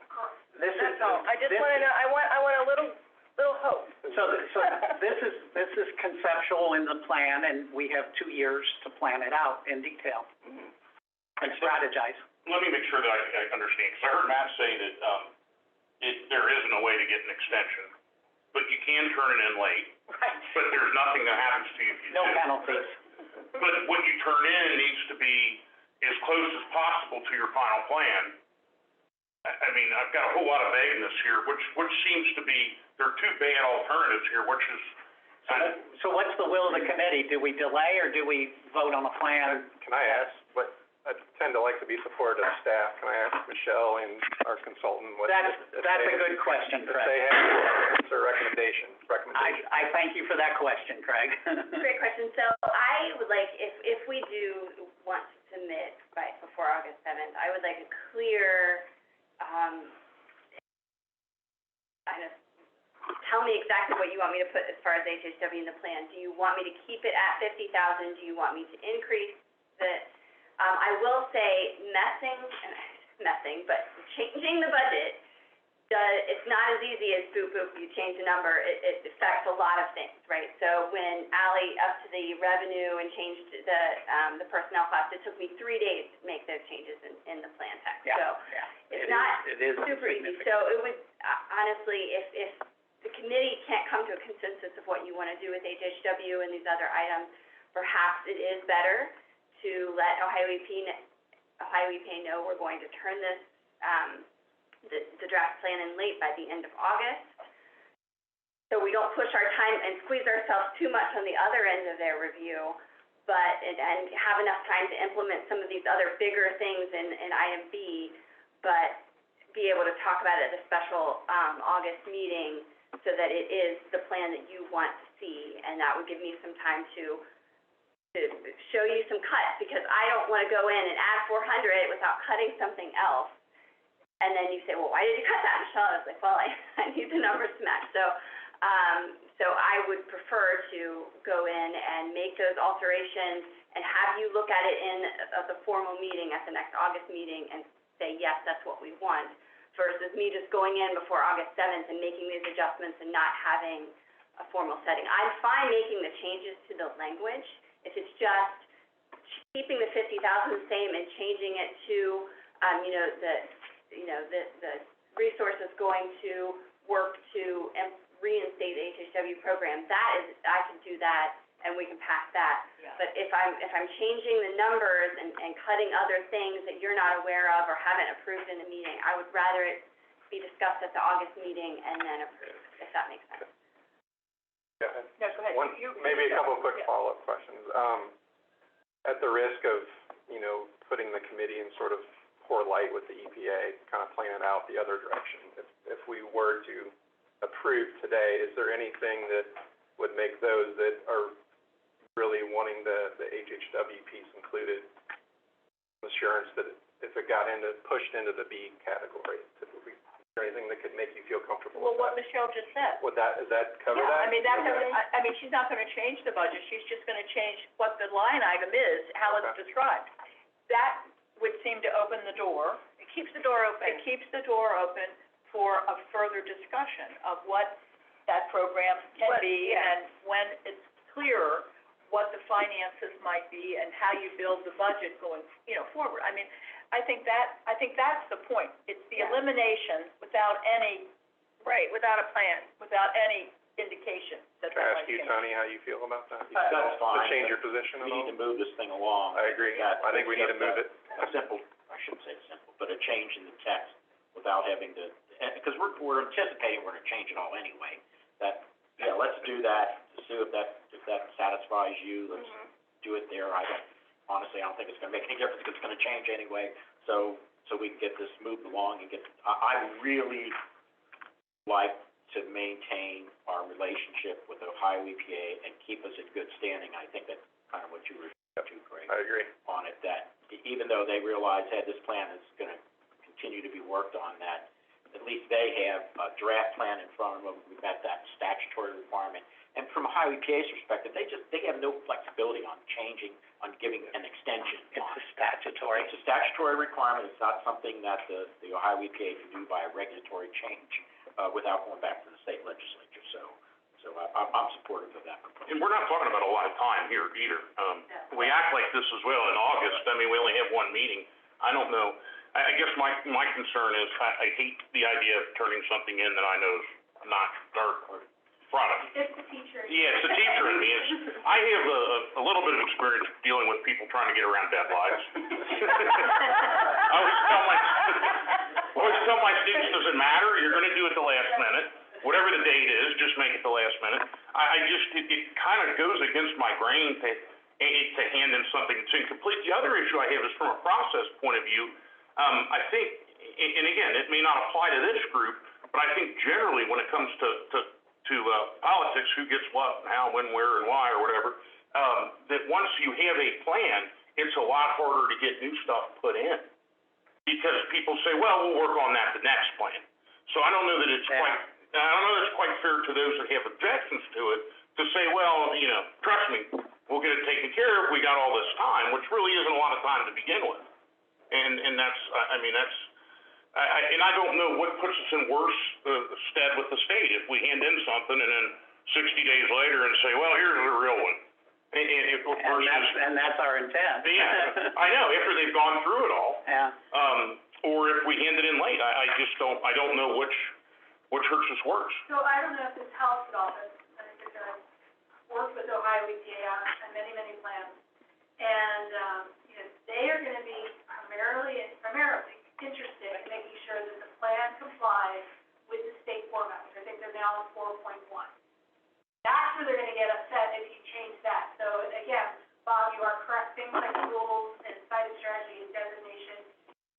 Format doesn't specify what needs to go in there. So I think you're okay, again, turning in what you have, but not waiting too long to start these, with section C.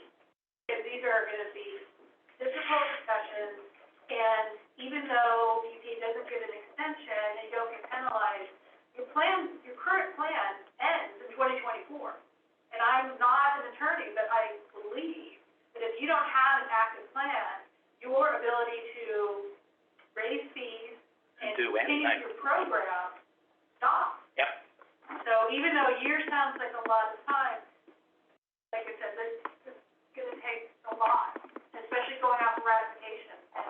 And my feeling is these items came up today, and you've been having policy committee meetings since May of 2021. So, it's kind of. If you look at the minutes, these issues have been brought up over and over and over and over. Brought up, but not to the level of Oscillating. recommendations like today. We've been oscillating on the HHW So it program. sounds like we'll have more time if we actually hand in something than if we delay it. Right. Because delaying it's maybe 30, we can't delay it 90 days. Right. If we delay it 30 days, that's You're not gonna maybe get pushing. these problems. Right, it's too much stuff to do in 30 days. It's too much stuff to maybe handle in 90 days. Well, I'd like to call the question for a third time. All right, now let's get the time. Could you tell us what the question is? So the question with the modification of the language that was proposed, and she has it up on the screen. Does the language satisfy everybody with that language modification? For those of us who are blind, could you read it out? I'm trying to make it bigger. Oh, thank you. Much better. Thank you. Oh, I'm sorry now. It says resource will work towards reinstating a more accessible HHW drop-off program. So we'll replace any language about having a household hazardous waste reduction campaign or anything like that. That will be what it says. Excellent. I think that does the job there. Yeah. I think item A is fine. I don't, on item B, I've said this before. We're not discussing B, Okay, yeah. I don't wanna limit it to those items only. Yeah.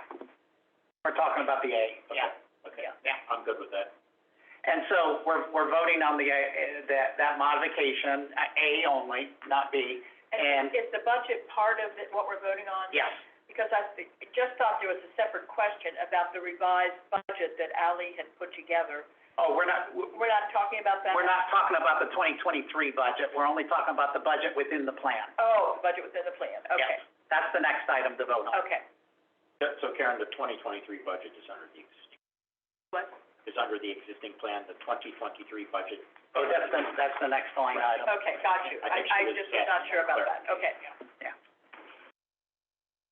So all those in favor, say aye. Aye. Any opposed?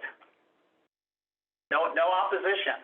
Thank you. Your hand is. A lot of discussion. A lot of discussion. Thank you for getting there. Did anyone move and second? Yeah, we did. Oh, I'm sorry. I skipped this. I so moved I can that. Karen moved, Craig seconded. Okay. All those in favor? We'll take. Aye. Any opposed? Okay, we did it right in the right order now. Okay. And I know we're over time, but I do believe we need to vote on the 2023 budget.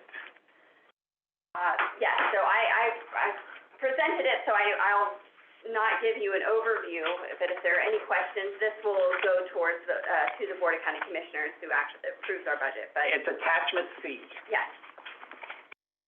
I'm happy to answer any questions, but I won't take the time to. So again, we don't want to decrease the HHW? The HHW is in this budget at 200,000. Okay. So we adjusted it based on previous year's costs. So I'm going to motion to adopt the 2023 budget as seen in attachment C. Got a second? Second. Craig seconds. Any discussion? No discussion on budget for 2023? All those in favor? Aye. Any opposed? None? So thank you. Do we have time, do we all have patience to move on to item C, general interest representative? Sure. Okay, nobody's rushing out the door, so general interest representative, Michelle? I will turn it over to Matt Waller. So Matt and Greg were on the interviews, and so they have a recommendation. I believe Craig has Greg's recommendation, so I'll turn it over to Matt first. Yeah, so we did spend a Thursday on Zoom doing interviews. We had a number of really fantastic applications, a lot of well-qualified people. I think we then boiled it down to 4 or 5, I can't remember, four interviews. And we had those 4 interviews last Thursday or the Thursday before. And each one of the 4 candidates were fantastic, including Ms. Hurley, who was for re-upping on the board, and from just really, really different points of view and perspectives. It was fantastic. We had someone on there that was just graduated high school at the interviews. Is that right? Yeah. Yeah, and we're gonna. Starting college. Yeah, and her qualifications were awesome. Unfortunately, I don't recommend her because of some experience issues, but I think we're gonna reach out and maybe make a connection. The individual, I think it was the first individual we interviewed, Dom Peebles, would be my recommendation. He has a nonprofit called Brick Gardens that brings food into food sustainability into urban areas. He has a lot of outreach in places like Avondale and Bond Hill. He worked on the Regional Food Policy Council. He was on the Green Cincinnati Plan 2016-2017. And it was a difficult decision because Ms. Hurley, in the few months I've been here, is fantastic. And the other 2 candidates were fantastic as well. Mr. Peebles is a graduate of Morehead State. He's a long-standing environmentalist that makes connections within, I think, the urban core that kind of goes along with our diversity interest. And he just is like all 4 people we interviewed, is a fantastic individual. I think one of the key parts of the interview that really spun me was when he said, look, if I don't get this, let me know. I want to help in any way possible. And it just is like, wow. And I know that all the other candidates feel the same way. But for somebody I just met, I thought that was kind of impressive. So I recommend Dominique Peebles. May I read Commissioner Cashman's statement? So Commissioner Cashman did prepare a statement and offered it to me to read. So he was impressed with all the interview candidates. Mr. Peebles was Mr. Cashman's selected candidate. He exemplified during the interview his passion for working with children in disadvantaged neighborhoods, teaching about urban farming and recycling. Mr. Peebles seemed excited about this opportunity. He's looking to give back to the community. In addition to his urban farming experience, he has a financial degree and background. Mr. Peebles will bring a new perspective to the committee and will represent communities that have never had representation at the Solid Waste Policy Committee. And at the end of the interview, he said, oh, by the way, my degree's in finance. And I'm like, that's kind of an important, by the way, to throw in there. I mean, it brings a lot of knowledge to the board, I think. So remind me, who votes on this candidate? It is just Sue, Commissioner Driehaus, the Hamilton County Public Health Representative, so it would be Craig and Matt. So it's those 4 members are the ones who can vote, who can move and vote. So I call upon those 4 to vote. Need a motion? Yeah, I'll motion to appoint Dominique Peebles is the general interest representative to a term of 2 years. I I had a question. Huh? Were there any women who applied other than Karen? Yes. I'm going through my mind, I'm thinking here, I think. What's that? Yeah, there was, and then there was, another, I think there was at least 2 others. Oh, okay. Yeah. So you had, what, five women apply and 1 man, and we picked No. 10? No. There are 3, I don't know, I didn't even look at the gender, 3, we interviewed 2 and 2, I think. 2 men, 2 women. Okay. Applications, I don't know, I could go through, but I think it was pretty evenly split. Okay, just Yeah. making sure that we're still. Is this gonna provide diversity to the board? I think that's what I'm hearing or sensing. Yeah, I mean, Dominique, grew up in a rural area, of Kentucky. He has a lot of influence in urban society, African American, which is part of our effort to kind of bring different points of view and diversity to the board. I'll second.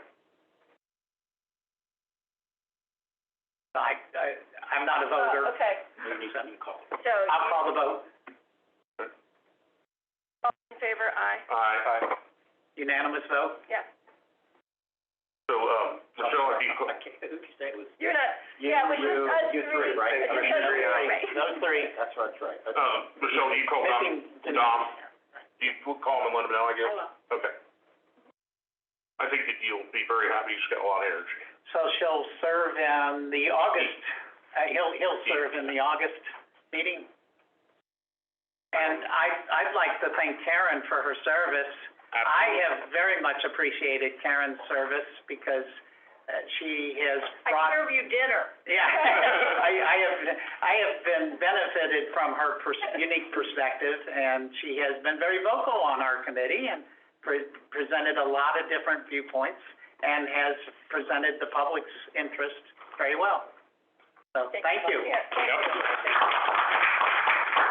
I thank you too. I learned a lot from you just in the few months, and now I have to go answer to my mother because Miss Hurley graduated high school in the same class in Macaulay with my mom. I didn't realize she was your mother. Yeah. Oh. I know. I got to go face her now. Oh, okay. Karen would have called her. Do we have time before we recess for item D? Since that was the last policy item for discussion, and I'd rather not carry that over if we could. Oh, are you I'm sorry, what is that item? $100,000 impact grant program? Oh, yeah, good. And I recognize that Karen has some input on that before she leaves the policy committee. If we could bear with us for the next 5 minutes?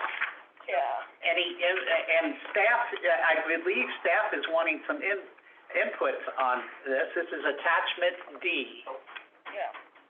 So I just wanted to thank Sharon Mooring for putting this together. She did a lot of research, reached out to Robert Bell with the county, and considered everything that the policy committee's input when we talked about this in May. So she did a great job pulling this together. So there are some questions at the end that she has specifically called out wanting policy committee input. Yes.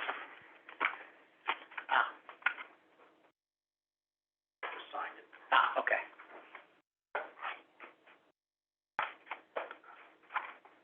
So questions for the policy committee. There is a good amount of detail there for our review. And then first question, do we want to allow grant funds to be used as matching funds for another grant? Another grant from a different organization. Yeah, like federal grants, state grants. I think since I would be in favor of that, because I think a lot of grant money is going to become available, and this is a way to leverage to get more federal funds here.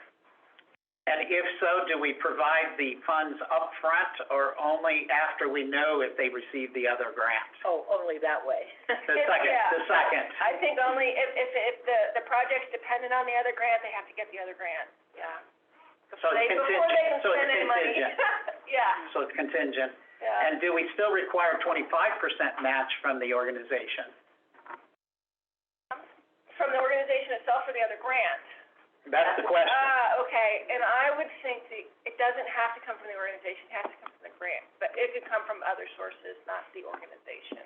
I think it should come from the organization, it should be a definite commitment from somehow, not another agency, it should come from the organization themselves, which could be that, hey, we've gotten donations, you know, private sector, public sector kind of thing. I want the applicants to have some real skin in this game, rather than using everybody else's money.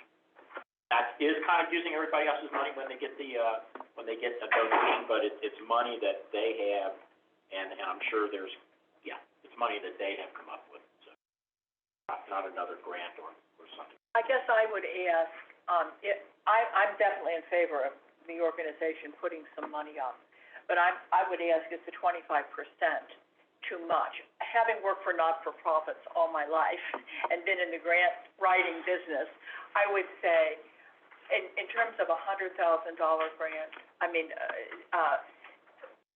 $10,000 is, is that, am I doing my math right? I'm doing 10%. 10%.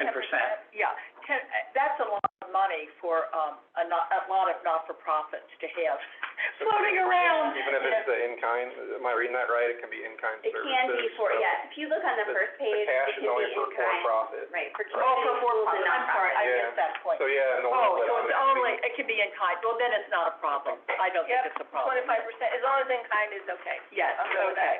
okay. Because you're right, the amount of time to organize these things is It gonna, would take a take- quarter of yeah. an FTE probably. Yeah, exactly, Yeah. yeah, okay. So the second question would be, do we want to allow both public and private organizations to apply for the grant? And I would say yes, Broad-based. yeah, because I know that there are both for-profit compost and not-for-profit compost organizations. Yeah. And I would like both of them to be able to apply. Tell me. Can we go back to that? Another question on the 25%. The one thing I'd like to see there, and maybe it's covered on the first page, is that it is a minimum 25%. It says minimum. Minimum. It says Under minimum matching on the funds. first page, right, but not on the second page, so It does say minimum. it doesn't say it on the second page, That's true. so just a clarification. That's Okay. true. Okay. Any other thoughts there? Did I miss anybody's thoughts? I'm sorry, on the public-private, yeah, I agree, it should be open. Public-private organizations, everybody agree? Yeah, Oh, Yes. public and private. Okay. Do we want to consider funding both capital and operational projects? Yes. Yes. No, only capital. I'm No, hearing conflicts here. I say definitely yes, because that is a not-for-profit's biggest problem. Getting grants for capital things isn't the biggest problem not-for-profits face. There are a lot of organizations that are happy to give you capital funds. Nobody wants to give you operational funds. And in the not-for-profit world right now, that's a big discussion going on amongst all kinds of consultants, that this has to change, because that's the biggest problem that good not-for-profits have to keep going. They need operational funds. Now, I think it could be that it all can't be for operational funds, but certainly any project that is proposed is going to have operational needs connected with it, and that shouldn't be written out. The idea behind this is, last discussion we had was, this was basically seed money, and I don't want the district to get into the position of providing ongoing operational money. The idea is we want sustainable programs that are gonna be able to operate independently from continually getting district funds. I agree with that, but the problem is that even to get seed projects going, it takes operational costs over and above what the organization would have been doing before. Can it be for new operational? Say, or Yeah, or every cap- project cap involves it at a operational certain- funds. But it's not ongoing. It's something that's new that they propose. Yeah, in order to make this happen, in order Like, you to. can't fund current Right. positions Not that are current already positions, funded. Right, So how long are you gonna fund these new operational costs? please. How long? This would be like a one-time It's grant. $100,000 budget it's $100,000 for a project that's going to, I mean, that would be up for the Up project to to 2 define. years, yeah, it's Yeah. up to 2 years. Yeah. No, We could And put a limit no more than 50% for Cap the operational cost. operational. You can cap it, yeah. I like the idea of it being new operational, funds rather than Replacing. existing. Defined as. Yeah, that's a good Although, question, define it. that's a hard one to say, it's existing if you are dependent on fundraising, you Rent. haven't raised those funds yet. Yeah, what Like, if it's it's not, for, you what if know, it's for rent? Rent and we had is to cut always that, existing. you know, we had to cut it. Rent would go out for me, I think. That's something with all the grants that we get from the state. Well, I'm thinking of a specific project that would involve increasing the space that a project demands. So you have additional rent costs. It's not the rent costs that you're having right now, but the new rental costs for Yeah. space, for expansion. That makes sense. Incremental cost, Huh? incremental cost. Incremental. Incremental costs. And So for how long? incremental operational costs. for Maybe how that's long? The length of the grant period, but no longer. So what if they come in and say it's gonna be a 5-year program? Well, if they can do a 5-year program with $100,000, they're pretty amazing. I think that, I think they wanted to be operational in 2 years. That was kind of the goal. They have to have a plan to have it up and going, and I would think they would close out after 2 years. I I wouldn't, just doubt the 2-year. yeah, it's just that at the very beginning, second sentence. Last sentence in the overview.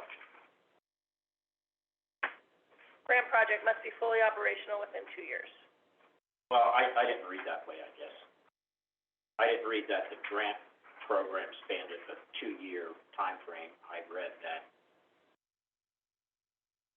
2 years to use them. That's kind of how I read it too. All grant funds must be utilized and grant project must be fully operational within 2 years. How's that interpreted? I'm reading that the grant dollars awarded must be spent within 2 years. That's what I'm thinking, yeah. Yeah. I think so too. I think that's what that means.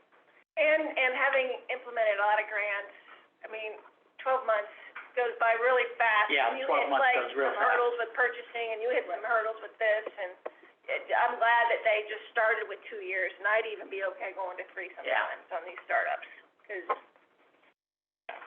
Any other questions from staff on? my other question was on eligibility. It wasn't in one of the examples, but you don't have to go to an exhaustive length of examples. But with, the DORA recycling, that proposal that we had some people come about trying to get some help with DORA, I forget what DORA stands for now. I know what you mean. Okay. Drinking outside. Yeah, drinking outside, for those, to getting I those, think okay. those would definitely be eligible. And also just like basic recycling at multifamilies, with, although I would be okay also adding, if you fund any basic recycling, that it would have to come with some contamination controls. And also, would you be open to like repair fairs if they wanted to? That'd be good. Okay. That's a good idea. I'm sorry, I didn't hear that last. Repair fairs, repair cafes, fix stuff, get a, make it last longer so it doesn't have to be landfill. And then also, one of the things that Bob had kind of mentioned, that we wanted to, potentially make some things ineligible. And one of the things was some items from the plastic pack where they're looking, Total to elimination. totally phase out some items, that those items we would not want to subsidize, because we want to encourage the phase out. I mean, like, if they're gonna work on phasing out, great, but if they want to try to recycle, it doesn't make sense we don't want to spend funds to set up a recycling program for an item that is intended for phase out. Yeah, an example would be plastic straws. Okay. Yeah. Well, Yeah, I have I'm that. missing that, because how do you make that determination? The plastic pack is all, like, There's an issued- determined 11-item list. Okay, when you say they, are you talking about the manufacturers? It's, the plastic pack was manufacturers, some, governmental organizations, non-governmental organizations. I believe they had a good, 200 organizations. a lot of diversity in that. My point is, some some criteria, some basis for determining what's a phase out. Yep, Exactly, the that, list is determined. But determined by who? by the plastic pack, Okay. the plastic pack organization, And which that is is those consistent organizations. of, as you said, the governmental agencies, some of the actual manufacturers Yeah. themselves. Because anybody could come in and say, well, Right, yeah. This was it was are you familiar with the plastic pack? Have you seen any of it? Yeah, Bob brought it to the last meeting, and so Okay. I have that list. So have you looked at their background and who was involved? I can send you the website. Okay. But it seemed pretty on the up and up to me when I looked at it. It's funded by the Ellen MacArthur Foundation. So you would just be opposed to the recycling of those, not waste reduction? Exactly. Okay. Yeah, like for instance, one of the items I think is styrofoam. And right now I know within the health industry, refrigerated medications come in those little styrofoam containers all the time. And I have friends who work in labs and they're like, oh my God, Sue, I get like 20 of these styrofoam coolers a day. Is there any other option? And so I would like to see what that other option might be. Replacement option. Replacement of that styrofoam cooler, for medicines or whatever does, you know. That would be a good grant-funded activity. Yeah. Not recycling or reusing those styrofoams, but a replacement of those. Yeah. My only concern about that, Sue, is that I think it's a consideration that should be taken in, but I don't think it should be absolute, because there are certain plastics, for example, they're not gonna be phased out within the course of this person's grant. I mean, you know, all that stuff is gonna keep going into the landfill unless somebody tries to work at collecting it, and at least it's not a long-term solution, but, you know, I don't know. I guess that would be my concern. And I'm okay with that being just like a tiebreaker. Yeah, it could be an important, not a deal breaker. This list is phased out by 2025. Right. But yeah, we wouldn't, You can just include it in the value. that's how they're gonna be poorly evaluated if it's one of those Right. items, that's Right. all. I think that's fair. Okay. But otherwise, I thought this was really good, Chair. Good job. I assume that whatever grants go out, they're gonna be subject to the county contracting requirements. Explain what you mean. Well, I thought that even on these, grants, there are certain agreements that grant holders have to sign off on. They would have to enter into a contract with us. Right, right. And I assume that as well, So- that it would have to go to legal like every other contract that So you guys any of enter. these organizations that apply have to have we don't have a contract. Yeah. Oh, actually, that did bring up one other, just something to consider. Like some of these, like the bank letters and the business rating, I wanted to, also make sure that when, there could be some equity issues, like with some small minority businesses or small women-owned businesses, they may not have these long credit histories, you know, and so I would just ask that there would be some equity considerations. You know, like the city, we have found that in our contracting, we used to require these huge bonds and these huge, you know, like, and we just eliminated all diversity and competition because only the big dogs could play. And Chair considered that, and she actually changed the language to applicants will be encouraged to submit. Yeah, there you go, okay. That's good. Any other comments? I'd like to consideration that we're way past time for, on our time allotment. I would like to see a higher percentage used for that the project shows plans for a sustainable funding for the future. Now it's only 15%, 100%. I'd be okay with that. The question is then, let's get reduced. Yeah. Doesn't have to equal 100, it can equal 100. Yeah, that's gonna be confusing. That makes it hard for the evaluation. That it equals 100. Very confusing to people. I've seen that done before, and I don't understand. I don't know, I just came up with a suggestion, I have to come up with a solution on it, I guess, right? Any other thoughts? How about 320 20s and the rest are 10s. Does that There you go. solve it for you? Sure, that sounds great, Craig. Greg's a problem Pretty, solver. I'm fine with that, yeah, I think that makes that tightly. So the rest of our agenda, we have. Wait a minute, do we have to Okay. vote on this? I would prefer that you vote on it. Okay, we do have a vote on this. Okay, I'll make a motion that we approve the $100,000 impact grant program. With the recommendation? With the changes we just discussed. Right. I second. We got a first and a second. Any discussion? All those in favor? Any opposed? It's approved. When will this, just what's gonna be the timeline on this, Cher? So that was one other thing that we discussed. I know that some people have expressed that they're in a hurry to get this out and moving. That will, limit the competition though. If we don't give substantial time for people to learn about it and hear about it and. But when is it gonna just get out this? Consider it.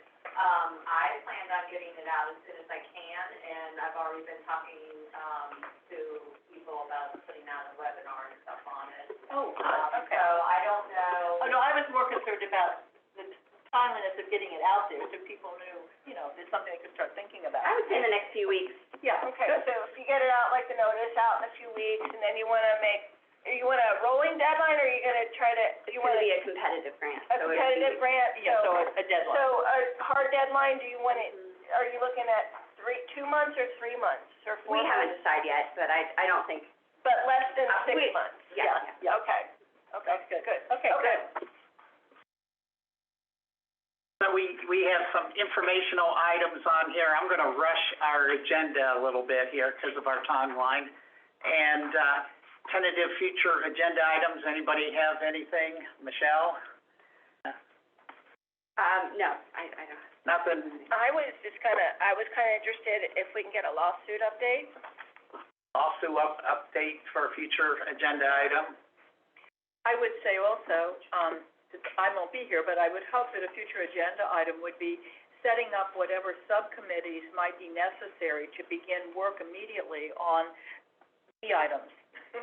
Yeah, like the fee increase. Right, yes. And, well, the citing and the designation and all, the rules, all of that, We just have vague ideas about it right now.